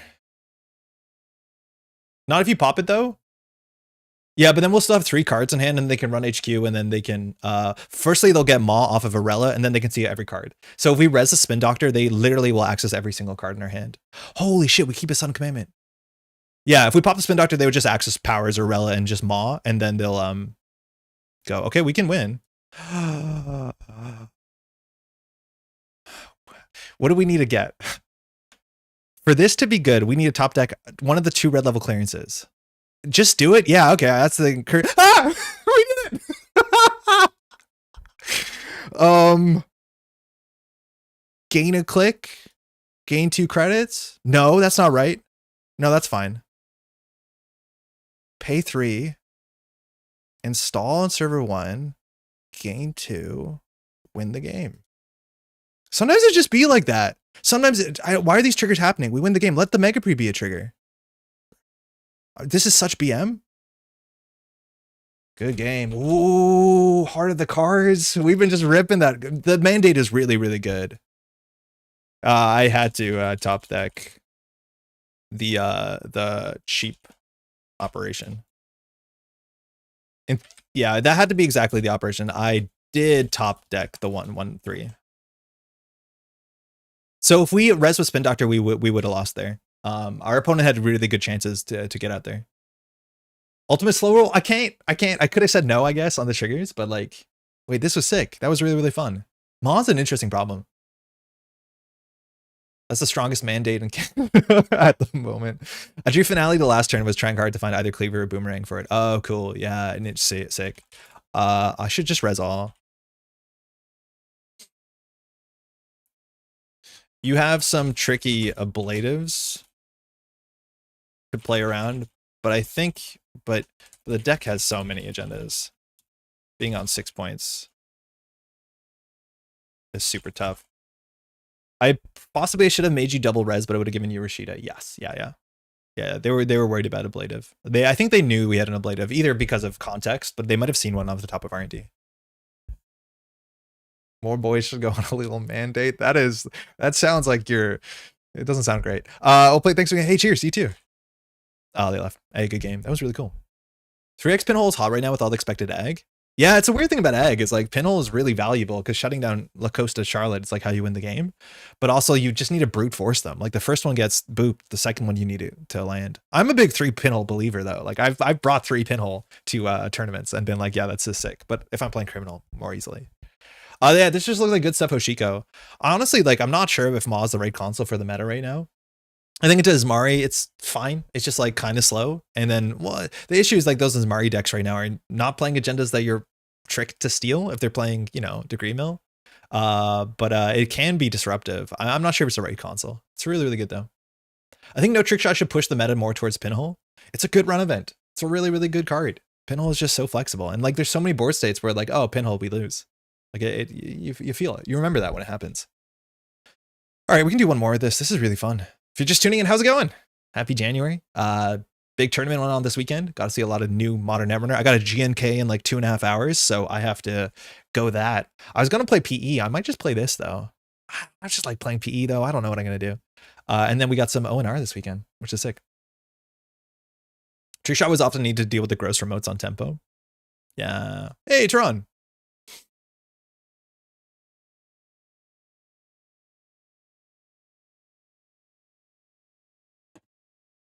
How's it going? Clot isn't real and certainly can't hurt us. It's really bad for us. If we see Clot, like we actually have a bunch of ways with like red level clearance and maybe wage workers to clicklessly install him a virus. Your choice. And that's kind of cool. Like you can add viruses to the deck. It's pretty greedy as is. We'll have some issues. Like Amaku is going to be a problem. Is this what you played on the weekend?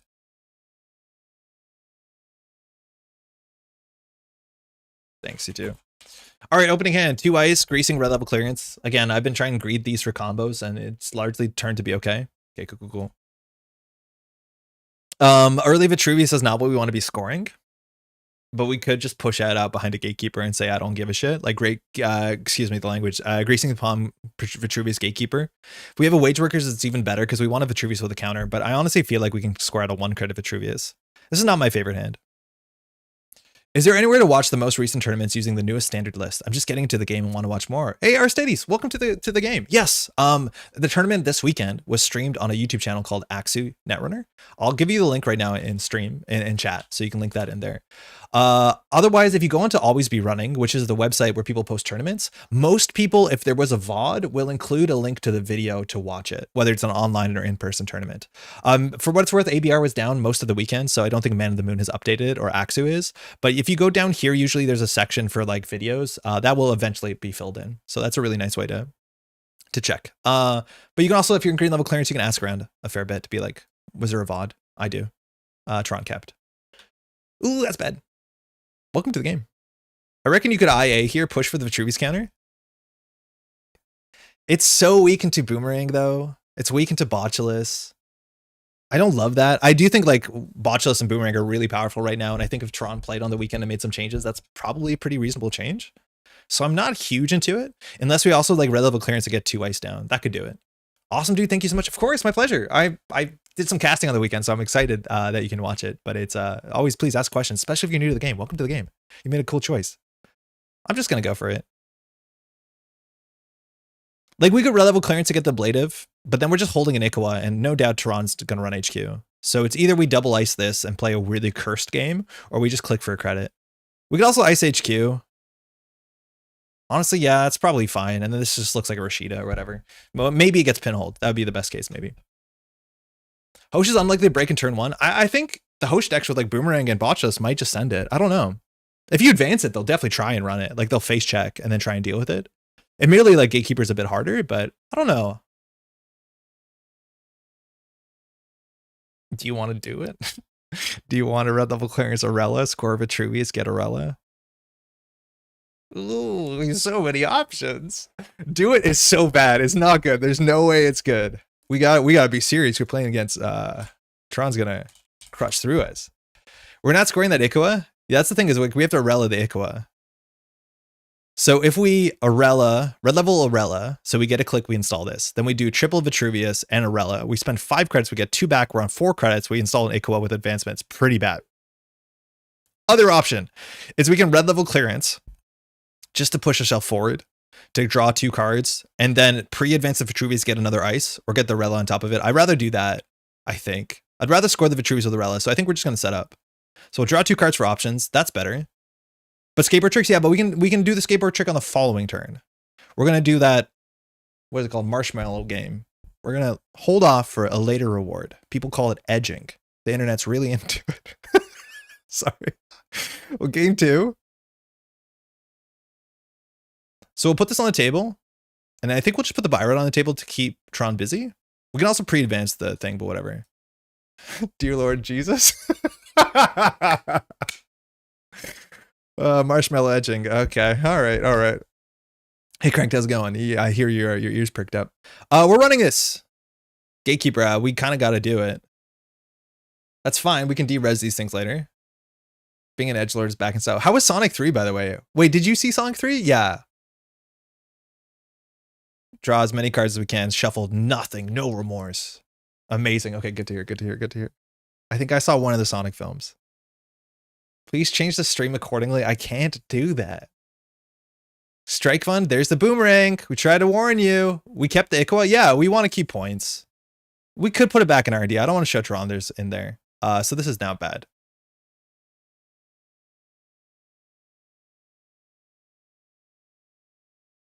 I'm telling you, boomerang is a really good host card right now. So this just goes through.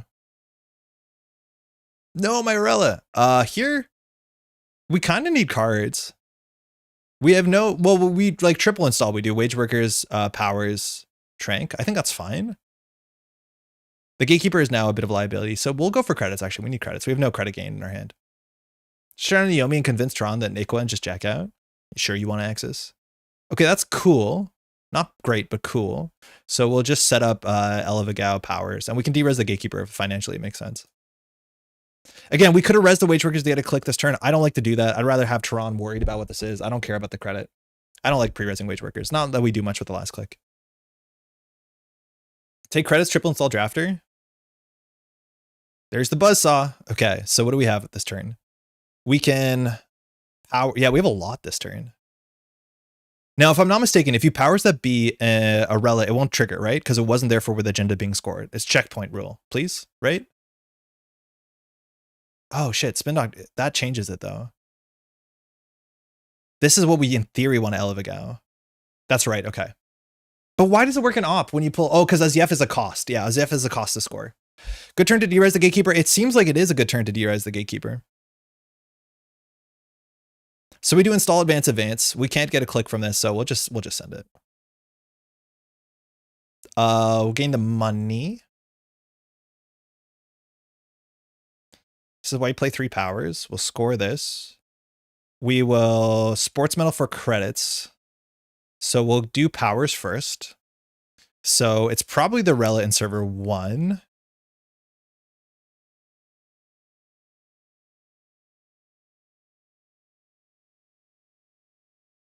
I don't love doing that, but I guess we will.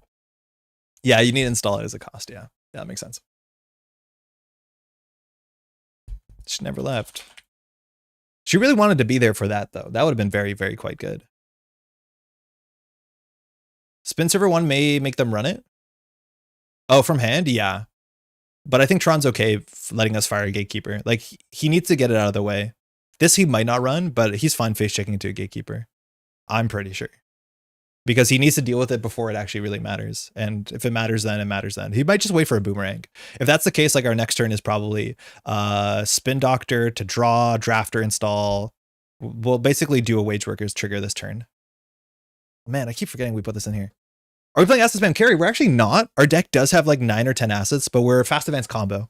We're not really spamming assets. This does look a bit strange. Don't worry about it too much, but I wouldn't say we're an asset spam deck. How's it going, by the way? Good day. Hey, to you too. All right, we have Spin Doctor. We now have, we can fast advance a super conducting red level on a following turn. Wait, actually, we can even do it this turn, can't we? No. If we red level clearance, we get a click back, and then we clicklessly install a card, so we can't. It'll be a next turn problem. So that means we should probably install the drafter, install the gatekeeper. We want to install something in here. I guess we just install the superconducting hub. We just need to fire the trank. I think we want either gatekeeper or drafter gatekeeper. I think drafter gatekeeper is fine. The problem is like this is weak to boomerang, but at the end of the day, it's just a superconducting hub, so we don't care. Second ice, for sure second ice because of Banhar. The question is whether we do what we do with our last click. We might just click for a credit. That could be fine. This is like really snowballs out of control. We want to get the third ice with Arella, ideally. This is definitely not a large hand size deck. It's not. Look at her hand. It's 3 cards. What are you talking about? I really don't think YDL is good for the deck. I think you coast on like 4 credits the whole game and you'll be fine. I think we just click for credit. We have to res all this ice. This is 8 credits of ice. We don't want to res the Blade until we have to. We trash the spin server 1, not weak to boomerang. What? Sorry, Meteor? Tron's on a lot of money. Okay, I think we just let this go through. I don't know if Tron's playing a Lucky Charm or not. We don't really want to res as a Blade. It's a 1 and 3. If we lose the 1 and 3, we're in a bad spot. This seems like a Lucky Charm run. Good trash. That's how we win. Good trash. That would have mattered. Fermenter. Okay, cool. Do the spin over install? Oh, I don't think we care. We want to hold points. Hiding points is not necessarily the best thing you can be doing. Oh, now it gets worse. So here we do Arella for 5. We can install the Ikawa. I mean, we can't really score the Ikawa next turn. The cool thing is superconducting fires before Arella if we wanted to. And then with red level, we can do some combos. I think we just have to do this regardless, whether it's the right thing.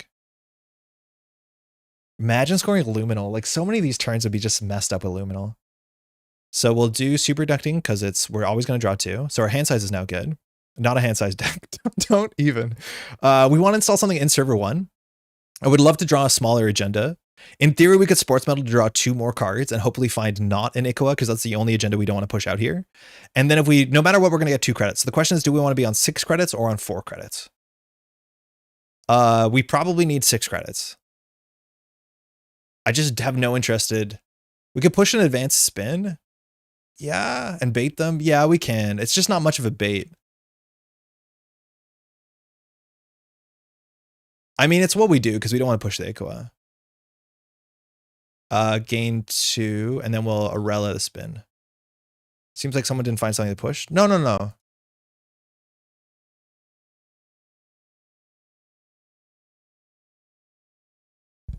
Yeah, okay, Tron, you're trying to. I'm just hanging out with Chad. There's no problems with our card draw.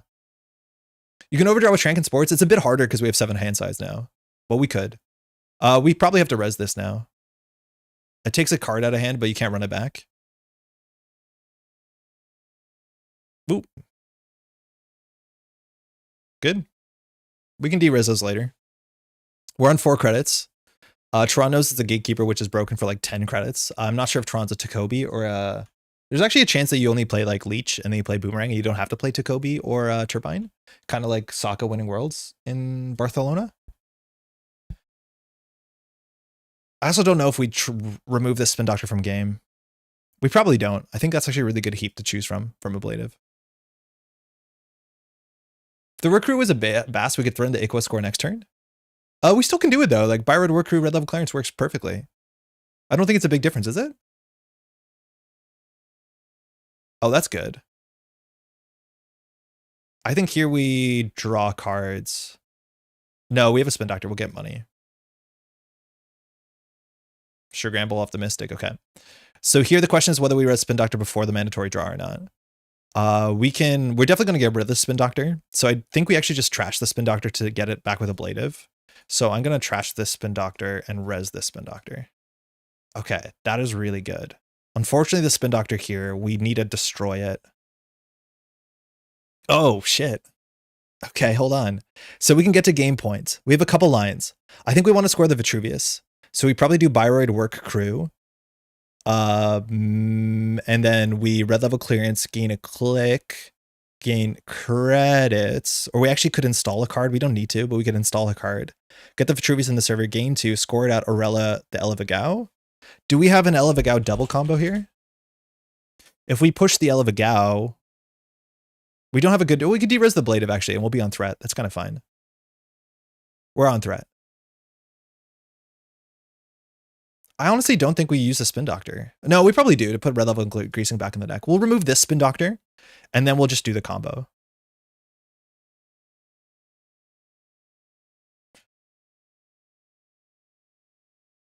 So we'll red level, we'll gain the click, and then the question is, what do we do here?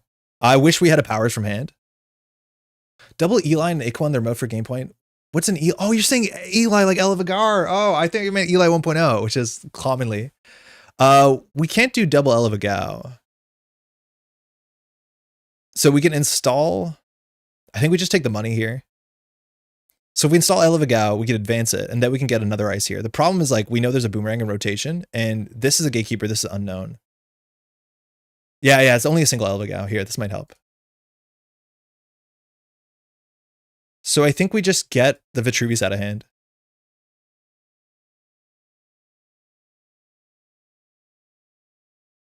Oh, sorry.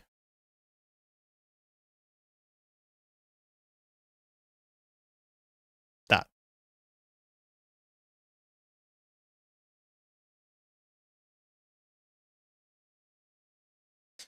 So I think we take the money here. We're really flooded. We could lose very quickly. So I think we just push the Elevagao because we can score the Elevagao and then do something cool with it. We actually might be able to win next turn.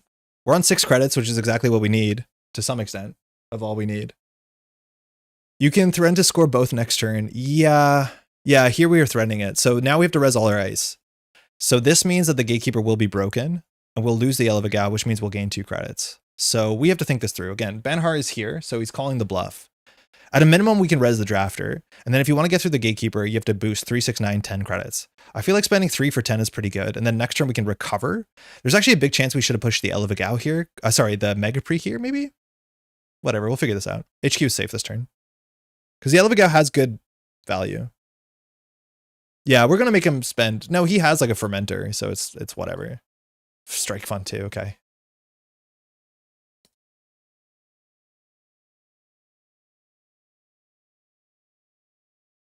Yeah, it's going to be tricky to score out. We need a top deck red level clearances to be competitive. Oh, fire all. Oh, that's cool. Nice. Yeah, bifurcation in hand's fine, but it looks like we're actually going to keep this. So we can have hand size. Huh, that's so cool. Shovel up to 3. I don't think we shuffle any. What's our turn? Ideally, we top deck an upgrade, which there's very few. It's just one last Arella. We can't install a Trank on top of a Trank. Well, you can, it just won't fire. So we do credit. Ooh, we're 1 credit. Yeah, if we top deck the Subliminal, we're in a really good spot. So I think we shuffle back nothing. Chuck the Iquaz. I don't want to. I want to keep them in hand. I really want to keep them in hand. They're safer there behind an ablative. Because it costs more money to run HQ, and I think Tron might be on a single finality. But I don't expect HQ pressure.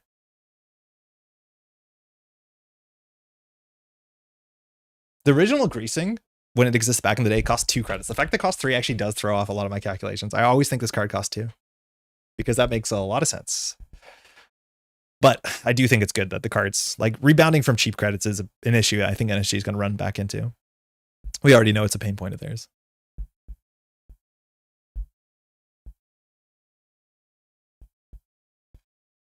Okay, so what do we do next turn? We can do credit, Elevagao, score, Arella, a Megapre. Yeah, if we top deck the Subliminal, we're fine. It's a 1 in 24 though. It's really unlikely. Not impossible, but unlikely. There's no way we don't score the Elevagao. D-Res Ablative, I don't think we can afford to, but actually we probably do. Because at least it fires Tranquility Home Grid. Ooh, threw out the 1 HQ pressure card. Subliminal 1 time. Holy fuck! What? I'm so sorry. What the heck? Wait, this works, right?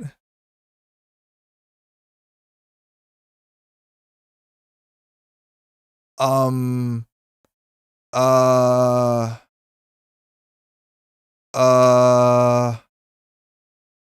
Okay. I mean, I guess we win. Yeah, win from 0, bud. Smooth. This deck is cool. Yeah, GG. That was a top deck. 1 in 24. Just built different. Holy crap. That is not likely. Again, we only have one subliminal in the deck. We didn't add a second one, right? Don't know you're supposed to have subliminal click one. London, that's very funny. Please don't subliminal click one, despite what the streamer does. And we ended on 4 credits. There's one subliminal in there. Like, what's happening? Huh? Buzzer beater. It makes me feel better about my reg host. My reg? Gosh, have I guess? Sorry, Perihelion? Thought I couldn't steal. Oh, yeah. Oh, Ikawa? Was it Ikawa Mac? I just needed to keep you busy. Yeah, I didn't realize whether Tron could get in, whether it was Ikawa or not. That's absurd. Was hoping to fill up R&D and then win in a turn. Yeah, I was keeping all the Ikawas in hand because I'm pretty sure I lose on R&D. Yeah, I want to keep the Ikawas in hand. Like, shuffling them back as soon as the first Gatekeeper, I don't think is the play. Like, you just don't have time to run HQ, especially, like, this is the big thing is about the macro play, I think, of this game, is that anytime we had an agenda, it goes into server 1. So Tehran doesn't have a huge incentive to run HQ. Tehran wins the game by cutting off the pipeline of agendas eventually, and it's really hard with Sportsmetal because we can break lock if Tehran finds an agenda, is that you want to get to a board state where it's just either server 1 or R&D. Yeah. I had equal money, but I still think, okay. Oh, the Reg Host game. That's a fun game, though. Sorry for the curses. I don't know what was going on there. Hey, thanks again. Oh, well, hey, what were the changes between the weekend and now? And feel free to keep your secrets off of the stream if you want. Yeah, you don't have to answer that, Tron, if you don't want to. Like, if you want to share the learnings, if you want to keep your tournament deck for like CBI or whatever, you can do that.